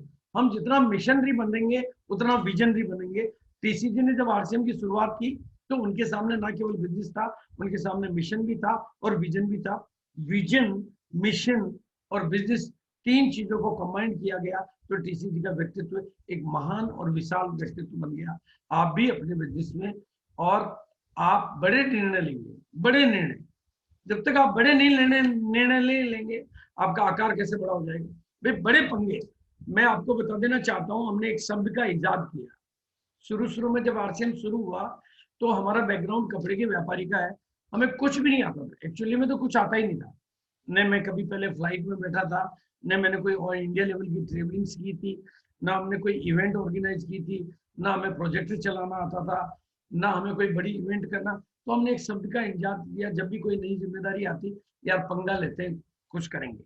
जैसे ये एलडीपी है, ये पंगा लिया, जिम्मेदारी ली, मतलब इसको हमने शब्द का इजाद किया, पंगा लेंगे यार, कुछ तो हो जाएगा, करेंगे। पहली एनिवर्सरी करी तो हमें एनिवर्सरी करना नहीं आता था। फिर दूसरी बार सेकंड एनिवर्सरी बिरला ऑडिटोरियम में करी तो हमें पता नहीं होता था कि बिरला ऑडिटोरियम काम बुक कराए, हमने कभी जिंदगी में ऐसा कोई काम ही नहीं पड़ा। आज तो हम सब लोग डेवलप हो चुके हैं, पर उस टाइम तो हमारे पास कोई नजरिया नहीं था। तो आप बड़े निर्णय लेने के लिए बड़ी जिम्मेदारी को अब बढ़ चढ़ के लीजिए, इससे आपको कोई घाटा नहीं होता है, इससे आपके लीडरशिप का आकार बड़ा होता है। और शेड्यूल बनाइए। आप अगर डिसिप्लिन्ड शेड्यूल आपका नहीं है तो आपकी लीडरशिप का विकास कभी हो ही नहीं सकता, और आप लीडर है ही नहीं। चौराहे का मजदूर है, उसका शेड्यूल नहीं होता है, लेकिन लीडर है तो शेड्यूल के हिसाब से काम करेगा। भाई आज मेरे पास में मतलब मेरे पास में नहीं, कईयों के पास में, मेरी रिश्तेदारी में कोई भी शादी डिसाइड होती है तो शादी डिसाइड होने के बाद में सबसे पहला फोन मेरे पास होता है। फर्स्ट फोन वो पूरी लिस्ट बनाने से पहली इंफॉर्मेशन मेरे पास करते हैं, ये तारीख नोट कर लीजिए, क्योंकि आपका कैलेंडर पहले बुक होता है। तो उनको सबको पता है कि मेरा कोई शेड्यूल बनता है, और इसलिए पूरी इंडिया में पहली प्रायोरिटी पर मेरा नाम आता है कि पहले उनको फोन कर दो, कहीं उनकी तारीख बुक हो गई, वो शादी में नहीं आएंगे। ये आपकी इमेज बननी चाहिए कि आप कोई भी काम करते हैं तो शेड्यूल। भाई नरेंद्र मोदी भाई कहीं जाएंगे तो उनका शेड्यूल होता है, राष्ट्रपति कहीं जाएंगे तो उनका शेड्यूल होता है। आप भी अपने बिजनेस के प्रधानमंत्री और राष्ट्रपति हैं। आपका अगर शेड्यूल नहीं है तो कामयाबी पर आपका कंट्रोल नहीं है। फिर आप हालात आपको चला रहे हैं, आप हालात को नहीं चला रहे हैं, परिस्थितियां आपको चला रही है, आप परिस्थितियों को ड्राइव नहीं कर रहे हैं। तो ये लीडरशिप के आकार को बड़ा करने के लिए ये चीजें आपको करना। और काउंसलिंग एसोसिएट, ये है दुनिया की महान जादूगरी। महान जादूगरी, क्योंकि आपने अगर काउंसलिंग करना सीख लिया, और काउंसलिंग करना सीखने के लिए पहले आपको काउंसलिंग ऑफलाइन से करनी पड़ेगी, क्योंकि काउंसलिंग में आपका बिजनेस मेंटेन होता है और रिपेयर होता है। क्योंकि आपकी गलतियां ट्रेनिंग, भाई मुझे अभी मैं ट्रेनिंग कर रहा हूं, मैं इंडिविजुअल 1 to 1 तो नहीं कर रहा हूं, मैं तो कॉमन बात कर रहा हूं, लेकिन अब आपको अगर इसको पर्सनली रिपेयर करना है, पर्सनली अपने आप को चेक करना है, तो आपको सचिन के पास बैठना पड़ेगा, डायरी पेन लेके बैठना पड़ेगा और पर्सनल काउंसलिंग करनी पड़ेगी। क्योंकि दुनिया में जितने भी खिलाड़ी, सचिन जी जो है, सचिन टीम, लेकिन हमारे एक सचिन तेंदुलकर है, उन्होंने जब बराबर जीतते गए जीतते गए जीतते गए, तो उन्होंने सोचा मेरे को कोच की जरूरत कहां पर है, लेकिन जब वो वापस हारने लगे तब उनको एहसास हुआ और वो कोच के पास गए कि कहाँ गलती हो रही है। तो आपको हमेशा इस बिजनेस में एक पर्सनल कोच की जरूरत होती है, वो हर प्लेयर भी रखता है। आप अगर इस बिजनेस में इस एक सब्जेक्ट को सीख लेते हैं, काउंसलिंग, क्योंकि personal care taking, personal repairing, personal maintenance, ये पर्सनल काउंसलिंग से ही पॉसिबल है। ये आपकी लीडरशिप के विकास का, क्योंकि आप अगर आज काउंसलिंग ले रहे हैं तो कल आप में काउंसलिंग देने की कैपेसिटी डेवलप हो जाएगी, क्योंकि यहाँ ह्यूमन इंजीनियरिंग, परिस्थितियां, सिचुएशन, सारी बातें, सारे फैक्टर आते हैं। इसलिए आप, और रीडिंग और टीचिंग, ये मतलब जो पढ़ नहीं रहा है वो, जो लीडर नहीं, जो पढ़ नहीं रहा है वो बढ़ भी नहीं रहा है, जो पढ़ेगा वो बढ़ेगा, जो कभी कभी पढ़ेगा वो कभी कभी बढ़ेगा। मेरे पास में आप देखेंगे इतनी बड़ी लाइब्रेरी हमेशा टेबल पे रहती है, एवरी टाइम। यानी पढ़ना तो आपके बढ़ने के लिए मस्ट कंपलसरी है। अगर आप पढ़ नहीं रहे हैं तो चाहे कितना ही यूट्यूब आ गया हो, कितना ही डिजिटल आ गया हो, कितना ही गूगल आ गया हो, लेकिन किताब से बढ़िया कोच कोई हो नहीं सकता, और किताब से बढ़िया गाइड कोई। किताब प्यार से होले होले एक एक बात आपके अंदर डालती है, और एक एक बात को आपकी, मतलब वो एक साइकोलॉजिकल वे है। इसलिए अगर आप अपने आकार को बड़ा करना चाहते हैं तो चाहे आप कितना भी कम टाइम निकालें, पर डेली रीडिंग हैबिट और उस पढ़े हुए को लोगों को पढ़ाना। अगर आज मैं आपके सामने कुछ बोलता हूं तो शुरू में मैं यही करता था, ठीक है, आज मेरे को अब भगवान की पढ़ाई में चला गया तो आज मैं डायरेक्ट सेलिंग की किताबें नहीं पढ़ता हूँ, डायरेक्ट सेलिंग की वो नहीं करता हूँ, लेकिन मैंने जो कुछ पढ़ा वही आज मैं आपके बीच में शेयर करता हूँ। लेकिन आपको ये पढ़ाई की हैबिट अपने लीडरशिप के आकार को बड़ा करने के लिए मस्ट मस्ट कंपल्सरी है। आप केवल फील्ड ही फील्ड में काम कर रहे हैं, कुछ नहीं होने वाला। और अपनी हेल्थ और आपकी पर्सनालिटी, ये दोनों चीजें बहुत जरूरी है लीडरशिप के। भाई आज मैं 65 की एज में हूँ, अगर आज मेरा स्टेमिना नहीं होगा तो मेरी लीडरशिप को सब धीरे धीरे सब भूल जाएंगे, सब भूल जाएंगे। किसी को याद नहीं रहेगा कि बीसी चावड़ा नाम की कोई चिड़िया भी थी। लोगों को भूलने में वक्त नहीं लगता है। आपको अपनी पर्सनालिटी को और अपनी हेल्थ को, दोनों को ध्यान रखना पड़ेगा। यही लीडरशिप के आकार को बड़ा करता है। और क्राइसिस में, तकलीफों के टाइम में, किसी कारणवश अगर टीम में कोई तकलीफ आता है, कोई चैलेंज आता है, और ये बात का एग्जाम्पल सचिन जी मौजूद है कि 2011 के बाद में हमारे सब में क्राइसिस आया था, लेकिन उस क्राइसिस को हैंडल करने की जो आर्ट सचिन ने, या इस टीम ने, इस परिवार ने और इस लीडर की टीम ने किया, वहां आज हम किस मुकाम पे वापस खड़े हैं। आप देख रहे हैं कि रूबी स्टार कोल टीम में आ गए हैं। तो ये सब जो चीजें हैं, ये आपके व्यक्तित्व को, और कुछ लोग गलती क्या करते हैं, बस कुछ काम का पता नहीं, आता नहीं, सही समय पर सही काम नहीं, बस आगे दौड़ पीछे छोड़, उनकी जिंदगी की हकीकत रहती है। ऐसे लोगों का लीडरशिप का विकास कभी नहीं होता है। आगे दौड़ पीछे छोड़, ये शब्द मेरे ख्याल से बहुत याद रह जाएगा। और ऐसा पूरी दुनिया में, अपन आरसीएम में भी बहुत सारे लोग करते हैं, और उनके मुंह से एक ही बात निकले कि मैं मेहनत बहुत कर रहा हूँ पर मैं कुछ फायदा, मेहनत के हिसाब से मुझे कुछ नहीं मिल रहा है। अरे आपको तो मिलना चाहिए मेहनत से कई गुना ज्यादा, क्योंकि आप गलती क्या कर रहे हैं, आगे दौड़ पीछे छोड़, आगे दौड़ पीछे छोड़। तो ये लीडरशिप के विकास का तरीका नहीं है। और लीडरशिप के विकास की जरूरत क्यों है, क्योंकि पूरी दुनिया में ये प्रयोग हो चुके हैं, पूरी दुनिया में ये प्रयोग हो चुके हैं कि लोगों को पैसा बराबर बांट दिया गया, धीरे धीरे वापस जो कुछ लोगों के पास ज्यादा चले जाता है और कुछ के पास कम रह जाता है। क्योंकि कुदरत का नियम है, आपकी हैसियत से ज्यादा सफलता आपके पास कभी टिकती नहीं है, आपकी औकात से ज्यादा आपके पास कभी टिकता नहीं है वो फिर। और ये बात मुझे भी महसूस हुई, तो मैंने कहा यार अपन अननेसेसरी लोगों पे फालतू टाइम डाल के उनका बिजनेस वॉल्यूम बढ़ा रहे हैं, तो बिजनेस वॉल्यूम नहीं बढ़ रहा है, वो भूत बढ़ रहा है, वापस नीचे आ जाता है। इसलिए बेस्ट ये है कि आपको लीडरशिप डेवलपमेंट पे भी उतना ही काम करना चाहिए जितना बिजनेस वॉल्यूम पे काम करना चाहिए। तो ये एक चैप्टर यहाँ पे क्लियर हो रहा है। तो मैं सचिन जी से कहूंगा इस चैप्टर पे थोड़ा सा अपने तरीके से रोशनी डालेंगे ताकि लोगों के जहन में इस चैप्टर की और क्लैरिटी आए। थैंक यू जी, बहुत बहुत धन्यवाद सर। आई थिंक कि बहुत ही शानदार ये चैप्टर रहा, और अभी शुरुआत इतनी दमदार हुई है, तो आज दिन भर हम साथ रहने वाले हैं गुरुदेव के, तो मुझे लगता है कि बहुत कुछ हम सीखने वाले हैं, और आज यहीं पर इसी पल हमारे अंदर बहुत सारा रूपांतरण भी होने वाला है। तो मैं चाहूंगा कि जितने भी को होस्ट हमारे बने हुए हैं, वो सभी को होस्ट में एक एक करके नाम लूंगा। आप एक एक पॉइंट, जो भी अभी आपने इतने सारे पॉइंट्स लीडरशिप की क्वालिटी के देखे, उसमें से कोई एक पॉइंट जिसको आप खास रूप से हाईलाइट करना चाहेंगे अपने शब्दों में, वो जरूर से आप हाईलाइट करें। मैं एक एक करके नाम लेता हूं। सबसे पहले मैं नाम लेता हूं अनित बघेल जी। जी सर, जय सर, बहुत शानदार प्रोग्राम चल रहा है सर। लीडर का आकार ही बिजनेस का आकार है, ये शब्द मुझे अच्छा लगा सर। और बहुत शानदार तरीके से बीसीजी का प्रोग्राम चल रहा है, और मैं सब चीज को नोट भी कर रहा हूँ। परिस्थितियां अगर हमको चलाती है, हालात के हिसाब से अगर हम हालात हमको चला रही है, तो जिंदगी हमारा ठीक नहीं चल रहा है सर। हमें ही इस प्रकार से बहुत शानदार चल रहा है सर। धन्यवाद सर, बहुत बहुत धन्यवाद। बहुत बढ़िया, बहुत बढ़िया। सामरा माड़ी जी।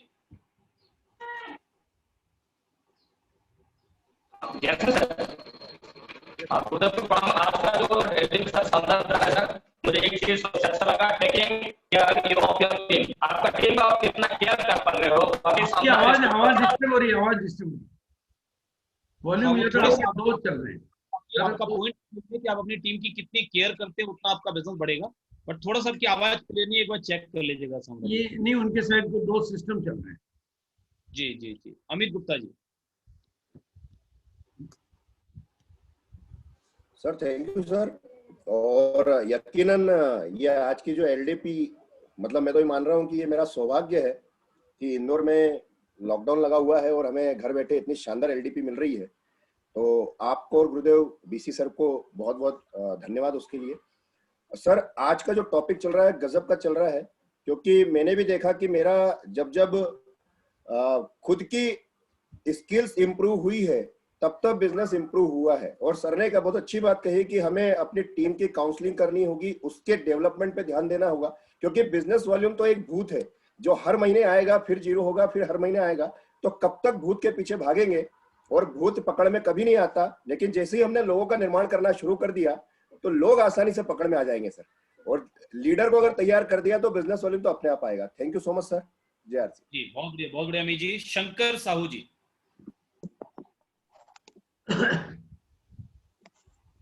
थैंक यू सर, जय।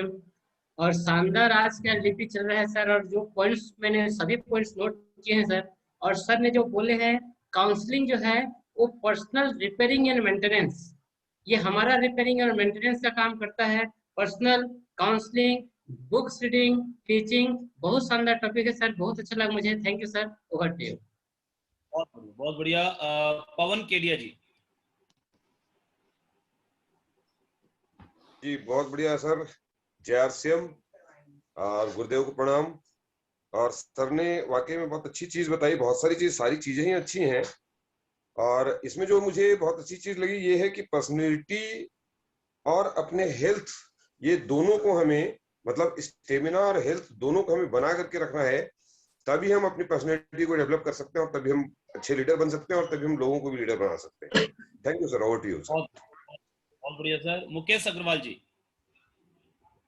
Thank you sir. Jai sir की बहुत अच्छी बात है, लीडर की आकार ही टीम का आकार होता है, तो हमें सीखना चाहिए और लर्न के पीछे ध्यान। Thank you. बहुत बहुत धन्यवाद। नेहा मैम।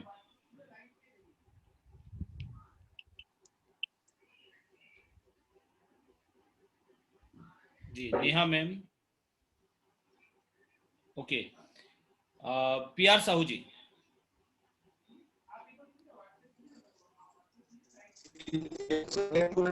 और आज के लिए बहुत शानदार रहा है।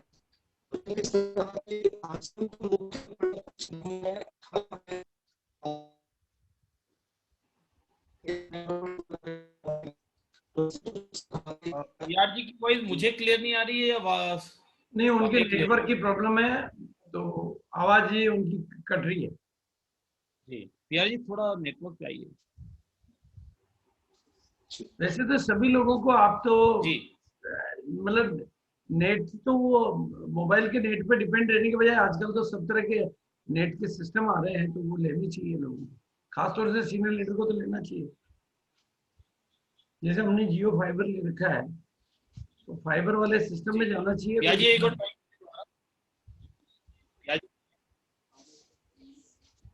जी जी जी आसम सर। PR जी को पार्ट रखिए। सर अब आ रही सर? हाँ आ रही है सर। सर मेरी आवाज आ रही है? कट रही है जी। हाँ ये आवाज सर ने साफ बहुत है। अच्छी बात बताई सर। प्रोडक्ट को PR जी नहीं आ पा रही आवाज, थोड़ा सा दोबारा देखिए उसको। देवदत्त जी। बहुत बहुत धन्यवाद सर JRCM। और मैं बहुत मन लगाकर आज LDP पर हूं और आप दोनों को सुन रहा हूं, और मुझे लग रहा है कि बिजनेस तो हम छोटा बड़ा कर लेते हैं, लेकिन जो लीडर्स का निर्माण है वो हम अपने अंदर ही नहीं कर पा रहे हैं, तो अपने टीम का क्या करेंगे। आज से हम वास्तव में लीडर्स बनेंगे, और जैसे बनो वाइटल बनाओ वाइटल, वैसे बनो लीडर्स बनाओ लीडर्स के एक नारा भी देंगे अपने टीम में। Over to Sachin sir. जी Resham Diwakar ji. Great morning sir. और आज का जो प्रोग्राम है बहुत यूनिक है, बहुत ही शानदार है। और मैंने यहाँ पर देखा कि अगर हम बिजनेस में लीडर की आकार ही इस बिजनेस के आकार में, एक चीज मुझे बहुत अच्छी लगी जो सर गुरुदेव ने बताया, BC छाबड़ा जी ने, कि अगर हम इमारत को बना लेंगे तो कभी भी उसमें हम डेंटिंग पेंटिंग या कुछ भी कर लेंगे, लेकिन अगर उसकी नींव को अगर हम मजबूत रखेंगे, तो नींव को अगर मजबूत रखेंगे तो हमेशा हमारा बिजनेस बड़ा होगा। और हमारी नींव है वाइटल्स, और अगर हम नींव में सही कल्चर डालेंगे, वाइटल्स में सही कल्चर डालेंगे, तो आने वाले समय में हमारा बिजनेस बहुत बड़ा होगा और लीडर्स की आकार भी बहुत बड़ी होगी। तो नींव को हमें बहुत अच्छी बनानी है। तो बहुत बहुत धन्यवाद सर, थैंक यू। जी बहुत बहुत धन्यवाद सर। PR जी। जी JRCM ग्रेट मॉर्निंग सर। और सर ने बहुत अच्छी बात बताई कि हमारे बिजनेस के अंदर में प्रोडक्ट का कुछ नहीं है, मुख्य प्रोडक्ट हम हैं, और हमें अपने ऊपर में काम करना चाहिए, हमारे डेवलपमेंट के ऊपर में। और यदि हम अपने डेवलपमेंट के ऊपर में काम करते हैं तो निश्चित रूप से हमारा बिजनेस का आकार बड़ा हो सकता है। Thank you so much sir. बहुत बढ़िया सर, बहुत बढ़िया। नेहा मैम।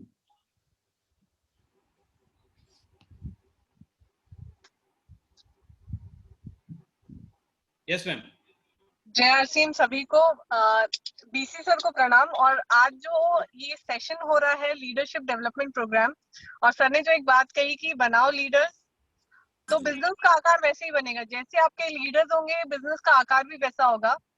तो हम विशेष करके STC में जरूर फोकस करेंगे सर कि लीडर्स हमारी टीम में ज्यादा से ज्यादा डेवलप हो, और हमारी टीम पूरे इंडिया में लीडर्स के रूप में जानी जाए कि इस टीम में लीडर्स की भरमार है, और यहाँ पे बहुत नॉलेजफुल प्रोफेशनल लीडर्स हैं। BC सर हम आपको 100% फॉलो कर रहे हैं। मैं बहुत एक्साइटेड हूँ, मैं एनी टाइम इसको सुनने के लिए तैयार हूँ। मैं बाहर ट्रैवल कर रही थी अभी किसी काम से, लेकिन फिर भी मैं इसमें कंटिन्यू बनी रही हूँ। चलिए बहुत बहुत बहुत बढ़िया मैडम। RS पुनिया जी।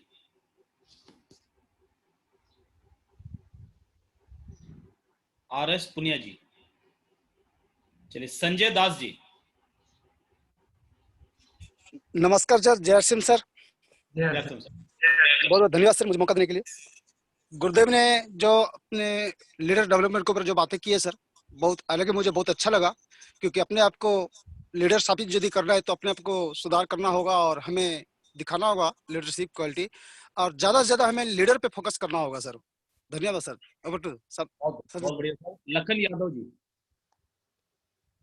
Great morning sir. Gurudev BC Chhabra sir ने जो बोला, लीडर का कार्य ही बिजनेस का कार्य है।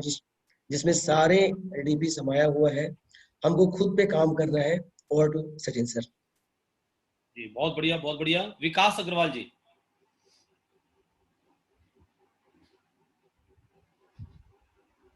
विकास अग्रवाल जी। चलिए विनोद देवांगन जी। हेलो हाँ विकास अग्रवाल जी बोलिए। सर, जय सिंह। एक्चुअली मार्केट में था तो म्यूट नहीं कर पाया था। सर जय सिंह और को शत शत नमन। सर ने तो आज जो बातें कही हैं सभी अपने जीवन में ढालने के लिए पूरी उपयुक्त हैं। एक बात बस मैं कहना चाहूँगा जो सर ने कही कि जो सीखता है वही आगे बढ़ता है, और यही मेरा मानना रहा है शुरुआत से कि जब तक हम सीखते रहेंगे तब तक हम लगातार आगे बढ़ते रहेंगे। और एक आदमी हारता तभी है जब वो ये सोच लेता है कि उसने सब कुछ सीख लिया।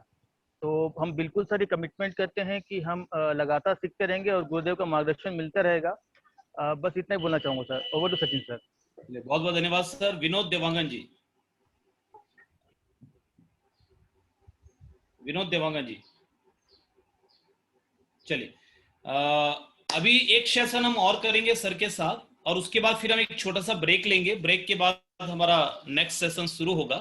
तो सर को दोबारा यहाँ पर अच्छा इनवाइट करने से पहले मैं चाहूंगा श्याम सर अगर अभी इस वक्त अवेलेबल हो। श्याम सर हाँ जी, आप भी अपनी बात रखें। बहुत बहुत धन्यवाद सचिन सर। और मैं रियली आज बहुत एक्साइटेड हूँ। मैं रजिस्ट्रेशन भी कर रहा हूँ और सर की बातों को सुन भी रहा हूँ। सर ने कहा कि लीडर्स का आकार ही बिजनेस का आकार है। सर ने एक बताया कि मिशन, तो हमें किसी भी काम को करना है तो एक मिशन के रूप में करना है। अगेन सर ने बताया कि शेड्यूल बनाए, आप जो भी करना चाह रहे हैं उसका आप शेड्यूल बनाए। सर ने कहा कि काउंसलिंग, क्योंकि काउंसलिंग जो है पर्सनल रिपेयर है और मेंटेनेंस है, और हर किसी का एक पर्सनल कोच होना चाहिए, तो हमें अपने एक मेंटर को जरूर डिसाइड करना चाहिए। बहुत बहुत धन्यवाद। Over to Sachin sir. चलिए, मैं गुरुदेव को बुलाने से पहले थोड़ा सा चाहूंगा कि माहौल को हम लाइट कर लें।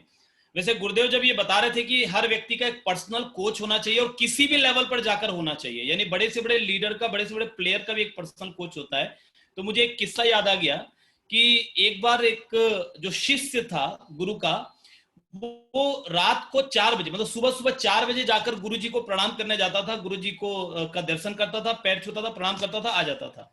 तो किसी दूसरे शिष्य ने कहा कि यार तुम सुबह 4 बजे ही क्यों जाते हो? तो उसने कहा कि भाई ऐसा है कि अब मेरा खुद का भी बड़ा नाम है, सम्मान है, इज्जत है, और मैं सबके सामने, दुनिया के सामने किसी के पैर छूं तो मुझे थोड़ा अच्छा नहीं लगता। तो मैं सुबह सुबह जाता हूं कि गुरुजी भी खुश रहें और मुझे देखे भी कोई नहीं। सुबह 4 बजे कौन देखेगा, अंधेरे में मैं जाके पैर छू आता हूं।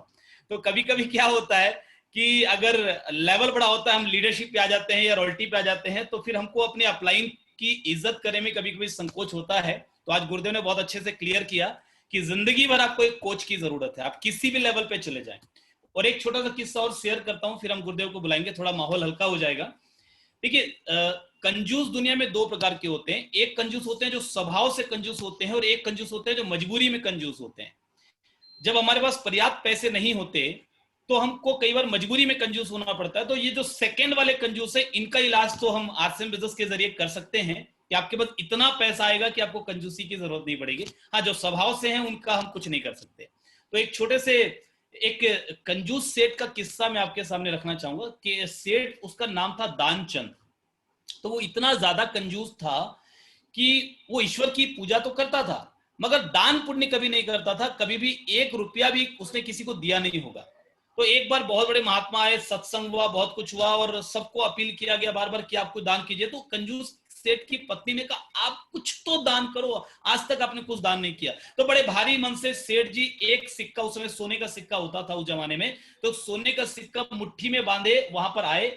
और जब सब लोग दान पेटी में अपना अपना पैसा चंदा डालने लगे तो ये सोच विचार करने लगे कि मुट्ठी खोलूं या नहीं खोलूं, दान पेटी में पैसा डालूं या नहीं डालूं, है ना, मैं डालूं या नहीं। आधा घंटा तो ऐसे ही बीत गया कि पैसा डालूं या नहीं डालूं। आधे घंटे बाद बड़े भारी मन से कि भाई घर लेके जाऊंगा, पत्नी डांटेगी, तो चलो ठीक है डाल ही देता हूं। और उन्होंने मुट्ठी खोली। आज जब मुट्ठी आप काफी देर तक बंद रखते हैं और फिर जब खोलते हैं तो मुट्ठी में थोड़ा हल्का सा पसीना आ जाता है, कभी आप करके आपने देखा होगा। तो जैसे ही उन्होंने खोला और देखा नीचे वहां पर थोड़ा पानी पानी जैसा है सिक्के के आसपास, तो उन्होंने कहा कि सिक्के तू इतना रो रहा है मेरे पास से जाने की वजह से, तो मैं तुझे किसी को नहीं देने वाला, और वापस मुट्ठी बंद कर ली और घर निकल गए। तो इतने वो कंजूस थे। पत्नी ने फिर बार बार बोला कि भैया 12 किलोमीटर दूर में गंगा जी है, एक बार जाके गंगा जी में नहा के तो आओ, है ना। 12 किलोमीटर दूर तुम इसलिए नहीं जाते हो कि पैसे खर्चा हो जाएंगे, पंडा वहां पर तुमसे पैसा ले लेगा, दान दक्षिणा ले लेगा। अरे जाओ तो सही, जीवन तो सुधरे, अंतिम समय आ गया, कभी तो एक बार जाओ। तो बड़े भारी मन से सेठ जी निकले एक बार कि चलो 12 किलोमीटर। अब पत्नी बार बार बोल रही है तो पत्नी से पंगा लेना भी ठीक नहीं है। जितने शादीशुदा लोग हैं वो समझते हैं इस बात को कि पत्नी से पंगा लेना भी ठीक नहीं है। तो वो गए साहब, सेठ जी भारी मन से 12 किलोमीटर पैदल चल करके कि गंगा जी जाके नहा के आते हैं। लेकिन गंगा जी का जो नॉर्मल घाट था, वो नॉर्मल घाट पे नहीं गए नहाने के लिए। तो उनको लगा नॉर्मल घाट पे नहाएंगे तो खूब सारे पंडे होंगे और ये पैसे मांगेंगे, पीछे पड़ जाएंगे, छोड़ेंगे नहीं, देना ही पड़ेगा। तो वो मुर्दा घाट पे गए नहाने के लिए, क्योंकि मुर्दा घाट भी होता है गंगा जी के किनारे जहां मुर्दा उर्दा जलाया जाता है। तो बोले यहाँ कौन पंडा आएगा, मैं यहाँ नहा के चुपके से निकल जाता हूँ, पत्नी की बात भी पूरी हो जाएगी और साहब यहाँ कोई पंडा वंडा तो मिलेगा नहीं, दान करना नहीं पड़ेगा। तो वो गए और वस्त्र वगैरह उतार के वो जैसे ही गंगा जी में उतरे, भगवान ने सोचा मेरा भक्त है, रोज पूजा तो करता है मगर दान दक्षिणा नहीं करता, आज इसकी थोड़ी परीक्षा ली जाए, इसका थोड़ा मजा लिया जाए। तो भगवान जी पंडा के रूप में वहां प्रकट हो गए। जैसे ही सेठ जी पानी से बाहर उन्होंने सिर निकाला, देखा कि सामने एक पंडा खड़ा है। नारायण नारायण, सेठ जी लाओ दक्षिणा। तो सेठ जी ने कहा यार तुम मुर्दा घाट में भी तुम लोग कहीं नहीं जाते, मतलब यहाँ तो कोई पंडा नहीं आता, तुम मुर्दा घाट में भी नहीं छोड़ रहे। तो उस पंडा ने कहा कि नहीं देखिए ऐसा है कि मैं थोड़ा संतोषी प्रवृत्ति का व्यक्ति हूँ, मुझे ज्यादा पैसों का लालच नहीं है, इसलिए मैं नॉर्मल घाट पे नहीं जाता, मैं इस मुर्दा घाट में रहता हूँ कि आप जैसा कोई ना कोई व्यक्ति कभी न कभी आ ही जाता है और एक बार में मेरे पूरे साल भर के खर्चे का इंतजाम कर देता है। तो सुनते ही सेठ जी को चक्कर आ गए, बोले साल भर का इंतजाम भूल जाओ, मैं नहीं करने वाला। तो उसने कहा कि ठीक है। पंडा जी ने कहा कि भाई दान पुण्य तो कोई ऐसा जबरदस्ती वाली मामला बात नहीं है, आप एक काम करो, आप 3 महीने का कर दो। सेठ जी ने कहा नहीं भैया मैं नहीं कर सकता। तो पंडा ने कहा ठीक है 1 महीने का कर दो। बोला नहीं नहीं नहीं मेरे बस की बात नहीं है। बोला अच्छा चलो 1 दिन का ही कर दो यार, जजमान आप इतनी मुश्किल से मिलो, 1 दिन का तो भोजन करवाओ। सेठ जी ने कहा नहीं नहीं मैं कुछ नहीं करूंगा। तो पंडा ने कहा अगर कुछ नहीं करोगे तो फिर तो मैं पानी से बाहर नहीं निकलने नहीं दूंगा, आपके कपड़े में ले जाऊंगा, भाई ऐसे तो मैं नहीं छोड़ूंगा। तो सेठ जी ने कहा अच्छा चलो ठीक है, तुम इतनी जिद करते हो तो मैं दान करता हूं, लेकिन मैं उधार में दान करूंगा। तो पंडा ने कहा चलो उधार में ही कर दो भाई, क्या करोगे उधार में? बोले उधार में दान करूंगा 1 धेला, उस समय धेला चलता था, है ना, सिक्का होता था। तो बोले 1 धेला उधार।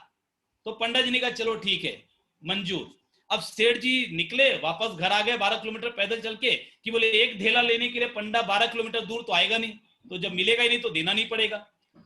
अभी वो शाम को सोने पे बाहर कोई आया, पत्नी बाहर निकली और वापस आके सेठ जी को कहा कि कोई पंडा आया है, तुम किसी को कोई वादा कराए थे क्या वहां पर कि मैं दान करूंगा, 1 धेला उधार कराए थे क्या? तो सेठ जी ने कहा 1 धेला लेने के लिए ये 12 किलोमीटर आ गया। अब पंडा तो क्या होता, भगवान स्वयं ही थे। तो बोले 1 धेला लेने के लिए ये 12 किलोमीटर आ गया, उसको बोल दो कि सेठ जी बीमार है। तो पत्नी झूठ बोलना नहीं चाहती थी, फिर भी मजबूरी में जब पति बोल रहे हैं तो बाहर आके पंडा जी को बोला कि सेठ जी बीमार हैं, आप फिर कभी आइएगा। तो पंडा ने कहा कि मेरा जजमान बीमार है और मैं यहां से चला जाऊं और उसको पीछे से कुछ हो जाए तो साहब ऐसा अनर्थ मैं नहीं कर सकता, मेरे यहीं रहने का खाने पीने का व्यवस्था करो, जब तक मेरे जजमान ठीक नहीं हो जाएंगे तब तक मैं यहां से नहीं जाऊंगा। अब पत्नी ने आकर के वापस सेठ जी को बताया कि भाई वो तो जाने को तैयार नहीं है, वो बोलते हैं जब तक जजमान ठीक नहीं होंगे मैं नहीं जाऊंगा। सेठ जी ने कहा यार ये तो गले ही पड़ गया। तो उन्होंने सांस रोक ली, बोले जाके उसको बोलो कि सेठ जी मर गए, मैं सांस रोक के पड़ जाता हूं कि कभी वो देखने अंदर भी आ जाए तो मैं सांस रोका हुआ मिलूं। तो पत्नी बाहर आई, पत्नी ने कहा पंडा को कि भाई सेठ जी तो मर गए, आप जाइए, अब आप मर गए तो अब आप किससे पैसा लेंगे, आप जाइए। तो पंडा जी ने कहा कि अच्छा मर गए तो मेरे जजमान परलोक सिधार गए तो उनका अंतिम संस्कार किए बिना मैं कैसे चला जाऊं, ये तो बड़ा अनर्थ हो जाएगा, तो मैं अंतिम संस्कार करके ही जाऊंगा। और पत्नी अभी कुछ बोलती इतने में तो पंडा जी बाहर दौड़ के निकले और सारे गांव वालों को सूचना दे आई कि भाई सेठ जी चले गए, उनका अंतिम संस्कार करना आ जाओ। अब पूरा गांव इकट्ठा हो गया। अब सेठ जी भी बड़े महाकंजूस, वो सांस रोक के पड़े हुए, पूरा गांव इकट्ठा हो गया, सब उनको बिल्कुल सब बढ़िया कपड़े उपड़े पहना करके उनको अर्थी पे लिटा दिया। अब सेठ जी कुछ भी नहीं, बिल्कुल सांस रोके पड़े हुए कि देना नहीं है मुझे आज, चाहे जो भी हो जाए। अब पत्नी को लगा यार ये तो मामला गड़बड़ हो रहा है, ये तो मामला बात आगे बढ़ रही है। तो पत्नी वाकई में रोने लगी, यार इसको कहीं लेकर न चले जाए इनको। तो पति ने बोला नहीं नहीं नहीं इनको मत ले जाओ, ये मरे नहीं है, लोगों को लगा कि दुख में पत्नी का दिमाग खराब हो गया है। तो 4-5 महिलाओं ने पत्नी को पकड़ लिया, बोले नहीं नहीं नहीं, ये चले गए, जाने वाला चला गया, तुम इतना परेशान मत हो, ये तो दुनिया का नियम है। अब पत्नी ने कहा नहीं नहीं मैं सच बोल रही हूँ, ये मरे नहीं हैं। लोगों ने कहा नहीं नहीं, इनके दिमाग पर असर हो गया है, ये बहुत प्यार करती थी अपने पति से, तो इनको अंदर ले जाओ। तो 5-7 महिलाएं पकड़ के पत्नी को अंदर ले गई और लोग लेकर के निकले सेठ जी को, राम नाम सत्य है। अब लेकिन सेठ जी साहब वो अभी भी सांस रोके पड़े और पीछे पीछे भगवान पंडा जी के रूप में वो पीछे पीछे चल रहे हैं और बोले कि आज तो मैं भी हार गया, इतना बड़ा कंजूस तो मैंने दुनिया में अपनी जिंदगी में कभी नहीं देखा है ना, मुझे भी आज हार माननी पड़ रही है। अब वो सीधे चले गए शमशान घाट पे, वहां पर उनको चिते में लिटा दिया गया। अब आग लगाने ही वाले थे, सेठ जी सांस रोके पड़े, आग लगाने ही वाले थे, तो पंडा जी ने कहा कि रुको रुको, मुझे इनके कान में कुछ बोलना है, मैं कुछ मंत्र फूकूंगा, मतलब मुर्दे के कान में कुछ मंत्र फूकूंगा जिससे इनकी सदगति होगी। तो वो गए, चुपके से कान में बोला कि मैं भगवान विष्णु हूं, तुमको दर्शन देने के लिए आया हूं। तो जब ये बात सुनी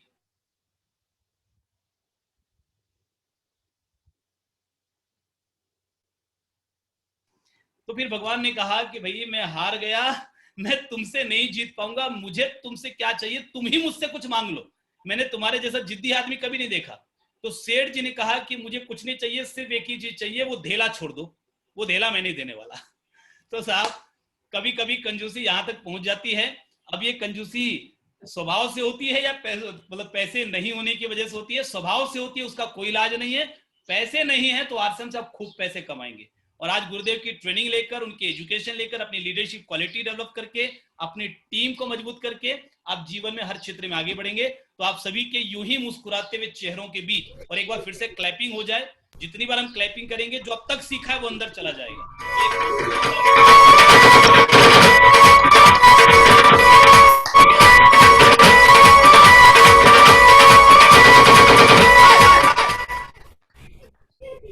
थैंक यू। तो आपकी शानदार क्लैपिंग के बीच में I would like to invite again on the digital platform आदरणीय BC छाबड़ा जी।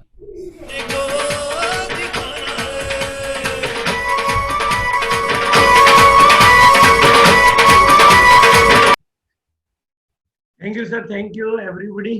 सबको बहुत बहुत धन्यवाद कि आज पहली बार हम इतने घंटे तक बैठे हैं और इतना शानदार एंजॉय कर रहे हैं और संख्या में कोई कमी नहीं आई है, संख्या बढ़ी रही है, घट नहीं रही है।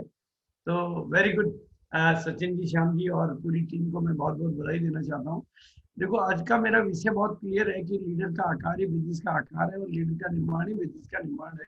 इसलिए आज आप देखेंगे कि मैं बिजनेस वॉल्यूम के निर्माण की एक्टिविटी पे बात नहीं कर रहा हूँ। इसका मतलब ये नहीं कि बिजनेस वॉल्यूम का निर्माण नहीं करना है। हमारे बिजनेस की 3 एक्टिविटी है, नेटवर्क बनाना और नेटवर्क का निर्माण करना, बिजनेस वॉल्यूम का निर्माण करना ताकि उस नेटवर्क के पैसा आ सके, और लीडर का निर्माण करना ताकि वो नेटवर्क हमारे लिए स्मार्ट वर्क में बन जाए और वो पैसा हमारे पास जिंदगी के साथ भी आ पाए और जिंदगी के बाद भी आ पाए और हम बिजनेस को कितना भी ऊंचा ले जा पाए। क्योंकि बाद में देखो, आपने देखा होगा कि आरसीएम बिजनेस इतनी संभावनाओं वाला बिजनेस है, लेकिन यहाँ पर लोग डायमंड नहीं बन पाते। डायमंड इतने कम क्यों बनते हैं? उसका कारण एक ही है कि लीडरशिप के डेवलपमेंट पर काम नहीं होता। तो एक सैचुरेशन, एक जगह जाके सैचुरेशन आ जाता है। गलतियों के साथ हम अपने बिजनेस को बड़ा कर लेते हैं, फिर हमारा बिजनेस बड़ा होता है तो गलतियां भी बड़ी हो जाती है, वो गलतियां भी डुप्लीकेट हो जाती है और गलतियों का भी विस्तार हो जाता है वो। लेकिन जैसे जैसे बिजनेस ऊपर तक जाता है, जैसे रॉयल्टी अचीवर के दिमाग में एक भूत रहता है कि मेरे को अपलाइन से पूछने की क्या जरूरत है, मेरे को तो सब कुछ आ गया, बिजनेस तो मैं ही चला रहा हूँ। फिर बाद में धीरे धीरे उसको एहसास होता है, जब वो टेक्निकल अचीवर बनता है तो उसको एहसास होता है कि मेरे को नहीं अपलाइन की जरूरत है, अपलाइन के बिना मैं आगे नहीं बढ़ सकता। लेकिन फिर भी टेक्निकल अचीवर गलतियां करता रहता है। उसको लगता है सिस्टम क्या चीज होती है, मैं मेहनत करता हूँ इसलिए बिजनेस बढ़ता है, सिस्टम कुछ नहीं होता है। लेकिन जब एमरल्ड बनता है तब उसको पता चलता है कि यार नीचे पिलर खड़ी की बिना एमरल्ड, वो जब 2-3 बार कोशिश कर लेता है एमरल्ड नहीं आता तो वो फिर तब उसको समझ में आता है एक्चुअली में हमें अपने अज्ञान का जब ज्ञान हो जाता है, हमें जब अपने अज्ञान का ज्ञान हो जाता है तभी हमारे जीवन की एक सही यात्रा की शुरुआत होती है। तो लीडरशिप का विकास इसी तरह से होता है कि हमें अपने अज्ञान का ज्ञान होता है। हाँ यार, ये गलती कर रहा हूँ, ये मेरी गलती हो रही है। इसी तरह से जब मैं पिछली बार श्याम जी के बीच में आया और जब ये टॉपिक की बात आई कि लीडर का निर्माण ही बिजनेस का निर्माण है और लीडर का आकार ही, तब मुझे भी अपनी गलती का एहसास हुआ कि मुझे अपने ऊपर काम करना चाहिए, ताकि मैं, और खाली बिजनेस वॉल्यूम के पीछे भाग भाग के हम हर महीने बिजनेस वॉल्यूम ला रहे हैं, फिर अगले महीने वो बुद्ध की तरह से गायब हो जाता है। और जितना हमने मतलब एक्चुअली में जो ये बात बहुत ध्यान से समझनी पड़ेगी कि बिजनेस वॉल्यूम के पीछे भागने से अगर हमने वो बिजनेस वॉल्यूम खड़ा कर दिया तो वो हमें भूत की तरह से और घोड़ों की तरह से दौड़ाएगा, भगाएगा और जिंदगी भर भगाएगा। लेकिन बिजनेस वॉल्यूम के साथ साथ सिस्टम का निर्माण और लीडर का निर्माण कर दिया तो हमें जिंदगी में मौज लाएगा। तो हमें जिंदगी में मौज करने के लिए आए, ऐसा नहीं कि बिजनेस को किसी एक महीने में हवा भरी ऊपर ले गए, मार्च में तो धूमधाम करके ऊपर ले गए, फिर वापस नीचे आ गए, फिर रूबी स्टार बने, बिजनेस स्टार एमएल का मेंटेन हो रहा है, तो फिर वो बात मजेदार नहीं रहती है। क्योंकि आपकी हैसियत से ज्यादा, तो यानी हमारा ऑरा जितना विकसित होता है, हमारी सोच जितनी विकसित होती है, हमारा सिस्टम जितना विकसित होता है, हमारे अंदर क्वालिटी जितनी विकसित होती है, जितने ज्यादा लोगों को नेतृत्व देने की, जितने ज्यादा लोगों को हम कितने लोगों को छतरी दे पा रहे हैं, हम कितने लोगों को ठंडक दे पा रहे हैं, हम कितने लोगों को मदद दे पा रहे हैं, हमारे पास वैसा सिस्टम भी होना चाहिए, वैसा व्यक्तित्व भी होना चाहिए, कितने ज्यादा लोगों को माफ कर पा रहे हैं। भाई मैं जब इस बिजनेस में आया तो हकीकत बता दूं कि मैं कपड़े का व्यापारी हूँ और मुझे बिजनेस की जिम्मेदारी मिली थी। मुझे जिम्मेदारी मिली थी कंपनी के स्टार्ट होने के 5-6 महीने के बाद में टीसी जी हमारे बीच में बातचीत हुई, जब कंपनी बिजनेस थोड़ा खतरे में आने लगा कि भाई आपको जिम्मेदारी लेनी है, तो मैंने जिम्मेदारी ली। और जैसे ही मैंने जिम्मेदारी ली तो मैं समझ गया था कि भाई अपने में इतनी काबिलियत तो नहीं है, इतनी बड़ी कंपनी, इतने बड़े लोग, क्योंकि लोग तो एसपी भी आएंगे, कलेक्टर भी आएंगे, वो कैसे इस बिजनेस में टिकेंगे और आपस में एक दूसरे से टकराएंगे। तो मैंने अपने व्यक्तित्व को इम्प्रूव करने के लिए किताबें पढ़ना शुरू किया, ट्रेनिंग अटेंड करना शुरू किया, और करते करते करते मैं उस आध्यात्मिक मार्ग पे आगे बढ़ गया कि मैं समझ सकूं कि आज कोई भी व्यक्ति हो तो वो उस व्यक्तित्व के आगे मतलब अहंकार नहीं रहे। क्योंकि अगर लोगों का ईगो रहेगा तो टकराव आएगा। नेचुरली मेरे से ज्यादा नॉलेज वाले लोग इस बिजनेस में आएंगे ही आएंगे, मेरे से ज्यादा प्रोफेशनल लोग इस बिजनेस में आएंगे ही आएंगे, मेरे से ज्यादा क्वालिटी वाले लोग इस बिजनेस में आएंगे ही आएंगे, मेरे से ज्यादा प्रोफेशनल लोग इस बिजनेस में आएंगे ही आएंगे। लेकिन व्यक्तित्व की गरिमा, व्यक्तित्व की डिग्निटी, उसके लिए स्पिरिचुअल एम्पावरमेंट, उस पर भी मैंने काम करना शुरू किया। और आज आप देखते हैं कि टीसी जी के सामने चाहे कोई कितना ही बड़ा अहंकारी व्यक्ति आए, चाहे कितने बड़े ओहदे का व्यक्ति आए, वो अपना अहंकार वहां पर छोड़ पाता है, क्योंकि उनके व्यक्तित्व में वो गरिमा है, वो भी एक लीडरशिप है। वो ऑनर होने के नाते से इज्जत नहीं कर रहा है, वो व्यक्तित्व की गरिमा के नाते। और आप लोगों ने भी महसूस किया होगा कि जब आपकी मीटिंग चल रही होती है और आपकी मीटिंग में टीसी जी की एंट्री होती है तो वातावरण बदल जाता है। वो वातावरण इसलिए बदलता है कि टीसी जी का ऑरा वैसा है, टीसी जी की आंतरिक भावनाएं उतनी ऊंची है, उनकी भावनाओं में कितने लोगों को माफ करना उनकी हैसियत है। तो इसलिए इस बात को, जो पहला टॉपिक चला था कि लीडर का आकार ही बिजनेस का आकार होता है और लीडरशिप का निर्माण ही बिजनेस का निर्माण है, ये सही। आरसीएम जब शुरू हुआ था तो मेरे जीवन से एक बात निकलती थी, मैं लोगों का निर्माण करूंगा और लोग अपने बिजनेस का निर्माण करेंगे। तो आपकी हैसियत से ज्यादा सफलता आपके पास कभी नहीं टिकती है। ये कुदरत का नियम है, ये मेरा बनाया गया नियम नहीं है, ये प्रकृति का रूल है कि प्राप्ति के मार्ग पे दौड़े या प्राप्तता के मार्ग पे दौड़े। प्राप्ति के मार्ग पे दौड़ने वाले दौड़ते हैं, प्राप्ति होती है लेकिन वापस चली जाती है, और पात्रता के मार्ग पे दौड़ने वाले पात्र बनते जाते हैं, प्राप्तियां बढ़ती जाती है, दोनों चीजें होती है। तो हमें अपने बिजनेस में इसलिए सेल्फ इम्प्रूवमेंट पे काम करना, मतलब आज की पूरी मीटिंग को अगर आप एक ही लाइन कभी याद रखना है तो हमारा इस बिजनेस में भाई बाकी के काम, सारे काम कंपनी कर रही है।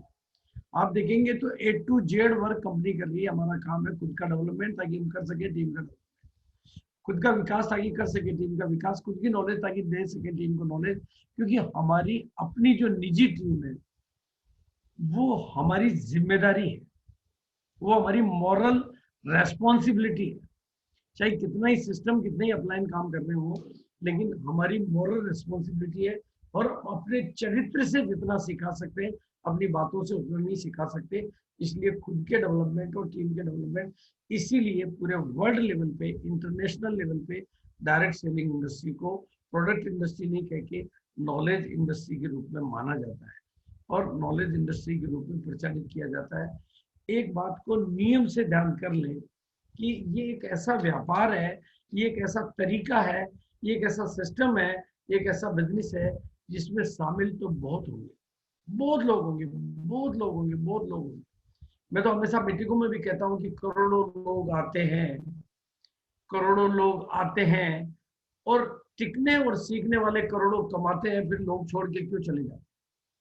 भाई पता है उनको कि करोड़ों कमा रहे हैं, फिर छोड़ के क्यों चले जा रहे हैं? क्योंकि जो खुद पे काम नहीं कर पा रहे हैं। इसी तरह से जैसे मैराथन में शामिल कोई भी हो सकता है, कोई रोक टोक नहीं है, कोई क्वालिफिकेशन नहीं है, लेकिन आखिरी तक कौन टिकेगा? जिसने खुद के ऊपर काम किया होगा। उसी तरह से आरसीएम बिजनेस भी वही मैराथन है, जो खुद पे काम करेगा वो आखिरी तक टिकेगा, यानी आखिरी तक जाएगा, डायमंड तक जाएगा, और डायमंड तक टिकेगा, स्टार डायमंड तक जाएगा, स्टार डायमंड तक टिकेगा। वापस रिपीट कर रहा हूं, अगर आप अपने बिजनेस वॉल्यूम के पीछे भाग रहे हो, आप केवल बिजनेस वॉल्यूम के पीछे भाग रहे हो, तो ये आपको भगाएगा, दौड़ाएगा और थकाएगा। केवल बिजनेस वॉल्यूम के पीछे भाग रहे हो तो ये दौड़ाएगा, भगाएगा और थकाएगा, और कभी कभी निराशा में भी ले जाएगा। लेकिन अगर आप बिजनेस वॉल्यूम के साथ साथ सिस्टम ओरिएंटेड और लीडर ग्रोथ ओरिएंटेड बिजनेस के पीछे भाग रहे हो, तो ये आपकी जिंदगी में मजे लाएगा, इनाम दिलवाएगा, बहुत शानदार मजे लाएगा। क्योंकि business volume is the ghost, वो भूत है, वो 1 तारीख को भाग जाता है वापस। आप 100 करोड़ का लाओ, 2 करोड़ का लाओ, 1 तारीख को गायब। 1 तारीख को वो टिकता ही नहीं है। वो विक्रम बेताल की कहानी है ना कि वो सर वो गायब हो जाता है। तो लेकिन सिस्टम और लीडर आपके होस्ट है, जो इस घोस्ट को टिका सकते हैं। एक तो सिस्टम और एक लीडर, आप कहां तक टिकाओगे? इसलिए आपके पास लीडर चाहिए जो इस घोस्ट को पकड़ के रख सकें, या नए घोस्ट को। और सिस्टम, ये 2 चीजें बहुत इंपॉर्टेंट है। आज मैं आपको विजन देना चाहता हूं स्टार रूबी का। स्टार रूबी का विजन, जो भी आज के प्रोग्राम में बैठे हैं, एवरीबडी जो भी बैठा है, उसका लेवल कोई भी हो, कोई चिंता की बात नहीं है, बिल्कुल फिक्र करने की बात नहीं है। आप स्टार रूबी, मैं आपको डायमंड का नहीं दे रहा हूँ, स्टार रूबी का दे रहा हूँ। ये बात बहुत गहराई से समझने की है, क्योंकि स्टार रूबी आपसे 17 कदम की दूरी पर है। अगर आपने अभी ज्वाइन नहीं किया तो, अगर आपने ज्वाइन नहीं किया तो कितने कदम की दूरी पर है? मात्र 17 कदम की दूरी पर है। और अगर आपने वाइटल के लेवल तय कर लिया तो कितने कदम की दूरी पर है? 9 कदम की दूरी पर। और आपने रॉयल्टी भी क्लियर कर ली है सारी, तो आपसे केवल 5 कदम की दूरी पर है रूबी स्टार। ज्यादा दूर नहीं है, 5 कदम की दूरी पर, केवल 5 कदम की दूरी पर है। और हर बार जब एक पिन जंप करते हैं तो आप 1 कदम और करीब हो जाते हैं अपनी मंजिल के। इसलिए अप्रैल का जो महीना है, आपके पास मौका है कि 1 कदम और करीब हो जाए अपनी मंजिल के। 1 कदम, ये जब ये आपका विजन क्लियर हो जाएगा कि मैं इस बिजनेस में रूबी स्टार या डायमंड, जो भी आज आप अपने दिमाग में डाल सकते हैं, तो आपकी बत्तियां जलेंगी, अवेयरनेस आएगी। आप भाई, आपको ये विजन की बात को इस तरह से समझना है। आप कुछ माँ बाप जो समझदार होते हैं, वो अपने बच्चे को जब LKG, UKG या स्कूल की पहली क्लास में डालते हैं, तो उसके अंदर विजन डालते हैं, बेटा तू डॉक्टर बनेगा, तू इंजीनियर बनेगा, तू बड़ा आदमी बनेगा, तू चार्टर्ड अकाउंटेंट बनेगा, तू ये बनेगा। वो बड़ा आदमी बनने के लिए स्कूल में डालते हैं। और कुछ नादान माँ बाप होते हैं जो कि पढ़ ले नहीं तो ताज मांझिया मजदूरी करा ले, वो विजन नहीं डालते। विजन हमेशा पहले से ही डालना पड़ता है। तो ये विजन आप डालेंगे अपनी टीम में, रूबी स्टार का विजन। हम प्लान रॉयल्टी का जो देते हैं ना, वो प्लान पुराने हो गए। अब आपको रॉयल्टी का प्लान नहीं देना है, डायमंड का प्लान देना है, रूबी स्टार का प्लान देना है। क्योंकि जब गोल बदल जाता है तो रोल बदल जाता है। भाई शादी में आप कितनी बार गए, दुल्हन तो लेके नहीं आए, खाना खा के आ गए, लेकिन जिस बार दूल्हे बन के गए, दुल्हन लेके आ गए। कभी दूल्हे के भाई बन के गए तो उस हिसाब से लेके आए, दूल्हे की सिस्टर बन के गए तो उस हिसाब से लेके आए। इसलिए अपना गोल बदल दो, आपका रोल बदल जाएगा, और रोल बदल जाएगा तो गोल बदल जाएगा। रोल बदलेगा तो गोल बदलेगा, और गोल बदलेगा तो रोल बदलेगा। लेकिन इस बात को हमेशा ध्यान रखना पड़ेगा कि अगर परमानेंट कामयाबी चाहिए तो लीडर का आकार ही उसके बिजनेस का आकार है, तो लीडर का विकास ही उसके बिजनेस का विकास है। और विजन जब बदलता है तो जीवन बदलता है, और लीडरशिप के आकार से। इसलिए इस बिजनेस को अब हमें प्योरली, जैसे सचिन जी प्रोफेशनली इस बिजनेस को करते हैं, आप जब तक इसको प्रोफेशनल तौर पे नहीं लेंगे, सुजीत की बात मुझे बहुत याद आती है, वो कहते हैं एरे गेरे तरीके से अगर इस बिजनेस को करेंगे तो एरे गेरे तो लोग मिलेंगे और एरे गेरे परिणाम आएंगे। लेकिन अगर हम इस बिजनेस को प्रोफेशनली करेंगे तो हमें भी प्रोफेशनल लोग मिलेंगे, और हम मीटिंगों में सीरियस होकर बैठेंगे तो हमारी टीम भी मीटिंगों में सीरियस होकर बैठेगी। हम मीटिंग के नोट्स बनाएंगे तो टीम भी नोट्स बनाएगी, जो हम करेंगे वो होगा। ये दूसरी बात है, इस बिजनेस को सीखने के लिए आपको डिफरेंट, जैसे स्कूल में आप कई टीचरों से पढ़े तब आपने बीए किया, इस बिजनेस में भी अपने अंदर 100 चीजों में इंप्रूवमेंट लाने के लिए, क्योंकि हम कंप्लीट अपने व्यक्तित्व को नहीं बदल सकते, लेकिन छोटी छोटी 100 चीजों को बदल सकते हैं। उसके लिए हमें कई लीडर्स की ट्रेनिंग अटेंड करनी होगी, कई बुक्स अटेंड करेंगे, नहीं तो जो लोग ऐसा नहीं करते हैं वो बिजनेस में ऐसी स्थिति में रहते हैं और जिंदगी भर के लिए एक जगह रिकॉर्ड बनाते हैं। मैं ऐसे लोगों को जानता हूँ ऑल इंडिया लेवल पे, तो जो 17 साल से रॉयल्टी अचीवर ही है और रॉयल्टी से आगे जैसे जाते ही नहीं है वो। 17 साल हो गए, 18 साल हो गए, 17 के तो लोगों को तो जानता हूँ, 19 के 20 को तो नहीं जानता, पर 17 साल से वो अपनी रॉयल्टी को नहीं छोड़ रहे हैं। ये भी रिकॉर्ड बना लिया उन्होंने। इसलिए आप किताबें पढ़कर अपने को डेवलप करिए, क्योंकि लीडर ऑलवेज रीडर होता है। और अब इस बात को मैं यहाँ पर एक बार विराम दे रहा हूँ, फिर आगे क्योंकि वापस हम ट्रेनिंग पार्ट की तरफ आएंगे, तो अब आप आगे की रणनीति बनाएं। सचिन जी। चलिए हम सेकंड पार्ट में अभी हम थोड़ा सा एक छोटा सा ब्रेक लेंगे। श्याम सर अभी ब्रेक लेंगे हम। हाँ, लोग थोड़ा अपना चाय पानी कुछ करेंगे ना, थोड़ा सा एनर्जी लेवल वापस चाहिएगा लोगों को, और नहीं तो माइंड भी थक जाता है। जी तो अपने अपने घर पे जी हम अभी छोटा सा एक ब्रेक लेंगे, 15 मिनट का ले लें सर? हाँ चलेगा। हम 15 मिनट के ब्रेक लेंगे, और ब्रेक लेने से पहले एक किसी को मोबाइल को रिचार्ज करना, कई लोगों को मोबाइल रिचार्ज करना होगा, कई लोगों को वापस वो नेट वेट का कनेक्शन भी चैलेंज होगा, ये सारे, कईयों को पेशाब करना होगा, कईयों को टॉयलेट करना होगा। फिल्म में भी 1.5 घंटे में ब्रेक होता है, बस सबके अपने अपने। तो 15 मिनट एक्यूरेटली, लेकिन सिस्टम को वो चाहे तो वापस एंट्री वगैरह का कैसे क्या रहेगा वो आपको, मेरा तो ऑन रहेगा, कोई दिक्कत नहीं जी। चलिए, तो ब्रेक लेने से पहले मैं आपके सामने में एक जानकारी रख दूं। हालांकि ये जानकारी आप में से कुछ साथियों को मालूम हो, लेकिन एक्साइटेड हूं कि आज हमारे बीच में चुनिंदा साथी आए हैं, छंट करके चुन करके लोग आए हैं जिन्होंने कुछ किया है। देखिए, बोलना और करना दोनों में चीजों में अंतर होता है।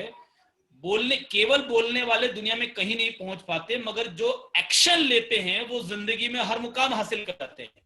तो हमने इस महीने को, वैसे तो ये 2021 जो साल है, इसको year of big target declare किया गया है। गुरुदेव ने पहले ही ये डिक्लेयर कर दिया कि 20 सालों में जो तैयारियां आरसीएम ने की हैं, अगले 1 साल में आरसीएम वो तैयारी करेगा, और उसकी झलक हमने 3 महीनों में देख ली है। अप्रैल 2021 को, यानी इस महीने को, एसटीसी ने मंथ ऑफ रिक्रूटमेंट डिक्लेयर किया है। यानी इस महीने हर साथी अगले 30 दिनों में, यानी अप्रैल के महीने में 20 ज्वाइनिंग करेगा, और इसके लिए जो भी आवश्यक ट्रेनिंग है वो सारी ट्रेनिंग्स आपको प्रोवाइड की जाएगी, वो सारी इंफॉर्मेशन आपको दी जाएगी। अभी जैसे आज गुरुदेव का लीडरशिप का ये प्रोग्राम चल रहा है, ब्रेक के बाद बहुत इंपॉर्टेंट सेशन सर हमारे बीच में लेकर आने वाले हैं, जिससे आप आज ही अपने आप को बहुत मजबूत महसूस करेंगे, और उसके बाद बनाए हुए हर गोल को आप आसानी से अचीव करने की हिम्मत अपने अंदर महसूस कर पाएंगे। तो ये जो हमने मिशन लिया है, इसको यूं ही नहीं ले लिया, इसके पीछे बहुत सारा लॉजिक है, साइंस है, जिस पर टाइम टू टाइम हम डिस्कस करेंगे। रोज रात को 9:30 से 10 लीडरशिप रॉयल्टी टेक्निकल के साथ जो सीआरएम मीट होता है, उस पर हम एक साइंस के ऊपर डिस्कस कर ही रहे हैं। एक साथ 14, 21, 28 को हम सभी लोगों के साथ में स्पेशल ट्रेनिंग करेंगे। और आज भी थोड़ा अगर बीच में मौका मिला, 15 मिनट का अगर कहीं पर अपने को मौका मिलता है, तो कुछ चीजों पर हम बातचीत करेंगे कि इस चैलेंज को लेने के लिए हमें किन किन चीजों को, आपके सामने में कुछ चीजें मैं रख रहा हूं, मतलब किन किन चीजों को हमको फॉलो करना पड़ेगा जिससे कि हम इस महीने आराम से 20 ज्वाइनिंग या उससे ज्यादा भी करवा पाएंगे, उसका क्या बेनिफिट होगा। उसके लिए हमको लोगों को इनवाइट कैसे करना है, उसके लिए हमको लोगों को प्रेजेंट कैसे करना है, ये ट्रेनिंग हम लोग रेगुलर लेंगे। आज नहीं लेंगे, आज तो हम गुरुदेव के माध्यम से अपनी लीडरशिप क्वालिटी को डेवलप करेंगे, बट इसका थोड़ा सा हिस्सा जिससे कि हमको काम करने में आसानी हो। ब्रेक के बाद हम 10-15 मिनट की ये ट्रेनिंग भी लेंगे। तो 15 मिनट का हम ब्रेक लेते हैं। श्याम सर, कोई और अनाउंसमेंट अभी करना है ब्रेक से पहले? बहुत धन्यवाद सचिन सर। अभी 13:08 हो रहे हैं, तो 13:25 के पहले, 1:25 के पहले हम सभी यहाँ पे कनेक्ट हो जाएंगे, ताकि हम 1:25 पे प्रोग्राम को वापस में शुरुआत कर पाएंगे। और एक दो चीजें हैं सर जो मैं कहना चाहूंगा, जो मैंने अभी इस सेशन में जो मैंने महसूस किया। पहला, गुरुदेव ने कहा कि कभी भी आपकी हैसियत से ज्यादा कामयाबी नहीं आने वाली है, और कभी भी जब हम नहीं है, आ तो जाएगी जी, आ जाएगी, टिकेगी नहीं जी, टिकेगी नहीं, राइट सर, टिकेगी नहीं, राइट। तो सर ने कहा कि कभी भी हैसियत से ज्यादा कामयाबी टिकेगी नहीं। और देखिए, जब भी हम बिजनेस में आते हैं तो क्योंकि हमारे जो पुराने अनुभव है वो अलग होते हैं, इस बिजनेस का अनुभव थोड़ा सा उससे अलग होता है, तो हम जीरो ही होकर आते हैं। अगर इसको हम स्वीकार कर लें कि मैं बिजनेस में सीखने के लिए आया हूं, तो ईगो, जो सर ने कहा कि ईगो, अगर ईगो को हम छोड़ने के लिए तैयार हो जाए तो यकीनन इस बिजनेस में कोई भी सफलता हमारे लिए बड़ी नहीं है। और इस बिजनेस में अगर हम लगातार चल रहे हैं, सर ने मैराथन का एग्जांपल दिया कि अगर हम लगातार चल रहे हैं तो उसमें से चलने वाला ही विजेता होता है। मैराथन में जितने लोग दौड़ते हैं उसमें से कोई ना कोई विजेता होता है। और जब हमको दौड़ना है तो बिजनेस वॉल्यूम के प्रति और लीडर्स को निर्माण करते हुए, सिस्टम को समझते हुए, लीडर्स का निर्माण करते हुए हमें उसके हिसाब से आगे प्लानिंग करनी है। केवल बिजनेस वॉल्यूम नहीं, बल्कि लीडरशिप का भी डेवलपमेंट और बिजनेस का डेवलपमेंट, इन दोनों को साथ में लेकर चलना है। और अगर हमारा विजन बड़ा है, सर ने एग्जांपल दिया है कि जैसे अपने बच्चे को हम एडमिशन कराते हैं तो बच्चा पास हो जाए ले, तो कहने कि उसका विजन छोटा होता है तो शायद कामयाबी भी उस क्षेत्र में छोटी होती है। जरूरी नहीं कि, लेकिन उस क्षेत्र में छोटी होती है। लेकिन अगर इस बच्चे को विजन के साथ में भर्ती कराते हैं कि तू कुछ बड़ा होके डॉक्टर बनेगा, इंजीनियर बनेगा, वकील बनेगा, करके करते हैं, तो उसके हिसाब से टोटल सब चीजें बदल जाती है।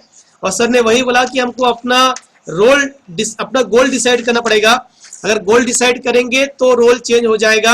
अगर गोल है हमारा बिगिनर जाने का तो काम अलग तरह से होगा, और गोल स्टार भी जाने का है तो काम करेगा अंदाज अलग तरह से होगा, सीखने का अंदाज अलग तरह से होगा। और मैं कहना चाह रहा हूं, ऑपरेशन अभी जारी है, पिक्चर अभी बाकी है। तो ऑपरेशन जारी है। मैं फिर से कहना चाह रहा हूं, आधे ऑपरेशन के बीच में जो पेशेंट उठ के जाएगा उसकी जिम्मेदारी वो खुद ही उठाएगा। ऑपरेशन के आधे में जो उठ के जाएगा उसकी जिम्मेदारी वो खुद ही उठाएगा, लेकिन ऑपरेशन तक जो टिका रहेगा उसकी जिम्मेदारी सिस्टम उठाएगा। तो चलिए, बहुत बहुत शुभकामनाएं। मैं चाहूंगा मुकेश साहब थोड़ा सा हल्का सा म्यूजिक चलने दें और हम बिल्कुल 1:25 में मिलते हैं। सर, सभी को बहुत बहुत शुक्रिया।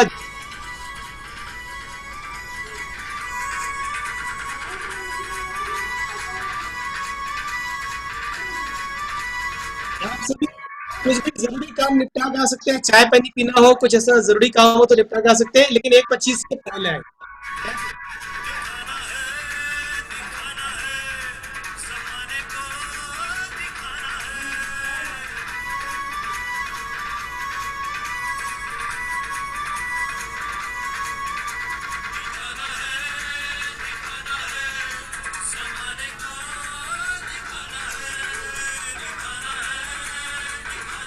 आसियम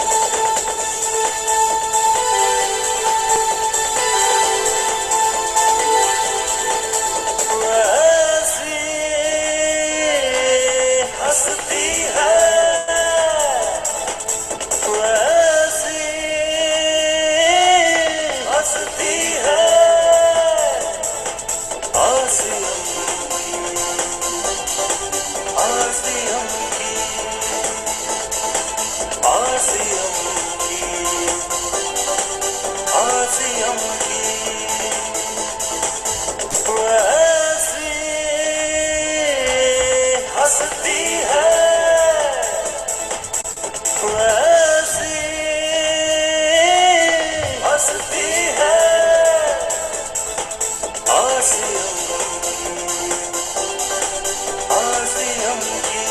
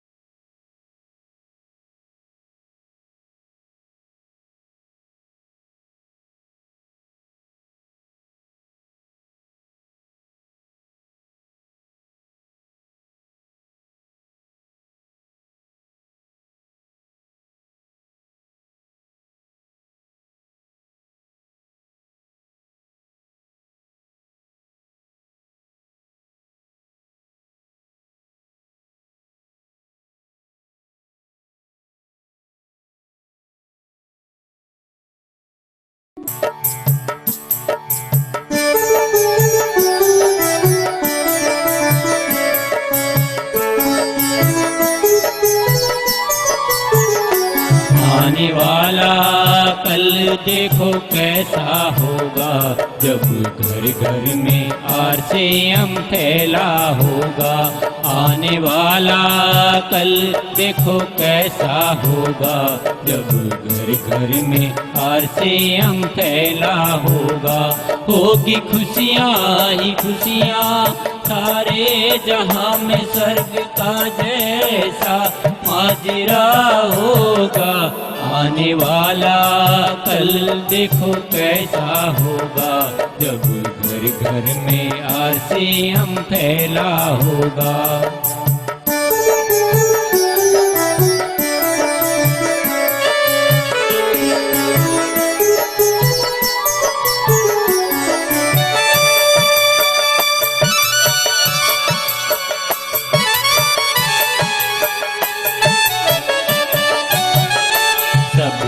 आपस में इस तरह मिल जाएंगे, जात पात के भेद सारे मिट जाएंगे। हर कोई अब करेगा बात प्यार की, ना रहेगी लड़ाई कोई जीत हार की। एक परिवार सा हिंदुस्तान होगा। आने वाला कल देखो कैसा होगा, जब घर घर में आरसीएम फैला होगा।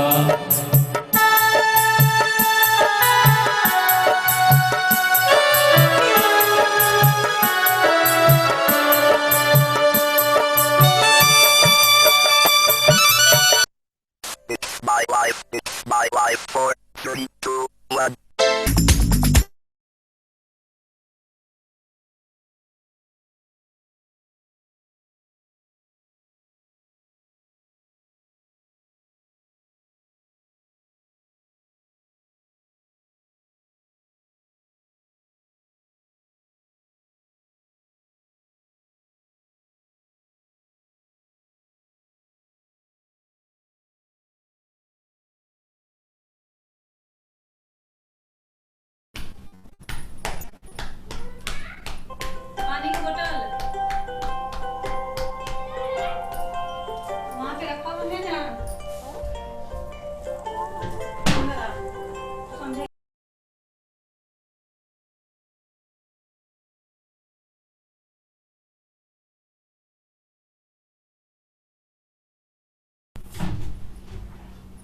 चलिए, सभी को अगेन बहुत बहुत स्वागत है। और आप अपने साथियों को बता सकते हैं जो लिंक उनके ईमेल आईडी पे गया है उसी लिंक को वापस क्लिक करके सेशन में वो आ सकते हैं।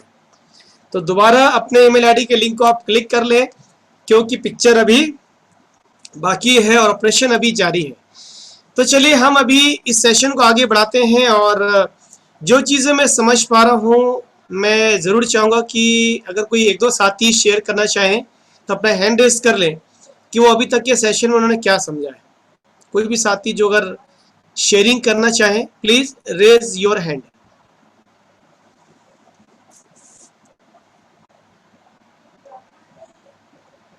यस, रेशम दिवाकर जी।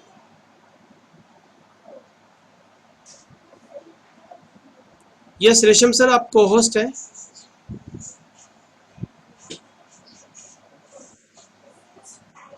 जय सिंह सर। जय सिंह। अभी तक सर हमने जो सीखा वो बहुत ही शानदार है। मतलब अगर हम खुद की अपनी लीडरशिप को डेवलप करेंगे और अगर हम टीम में लीडर्स का निर्माण करेंगे, सर ने एक बहुत ही अच्छी चीज जानकारी दी कि अगर हम बिजनेस वैल्यूम के पीछे भागेंगे तो हमेशा हम भागते ही रहेंगे, लेकिन बिजनेस वैल्यूम के साथ साथ अगर हम टीम डेवलप पे काम करेंगे, लीडर्स डेवलप पे काम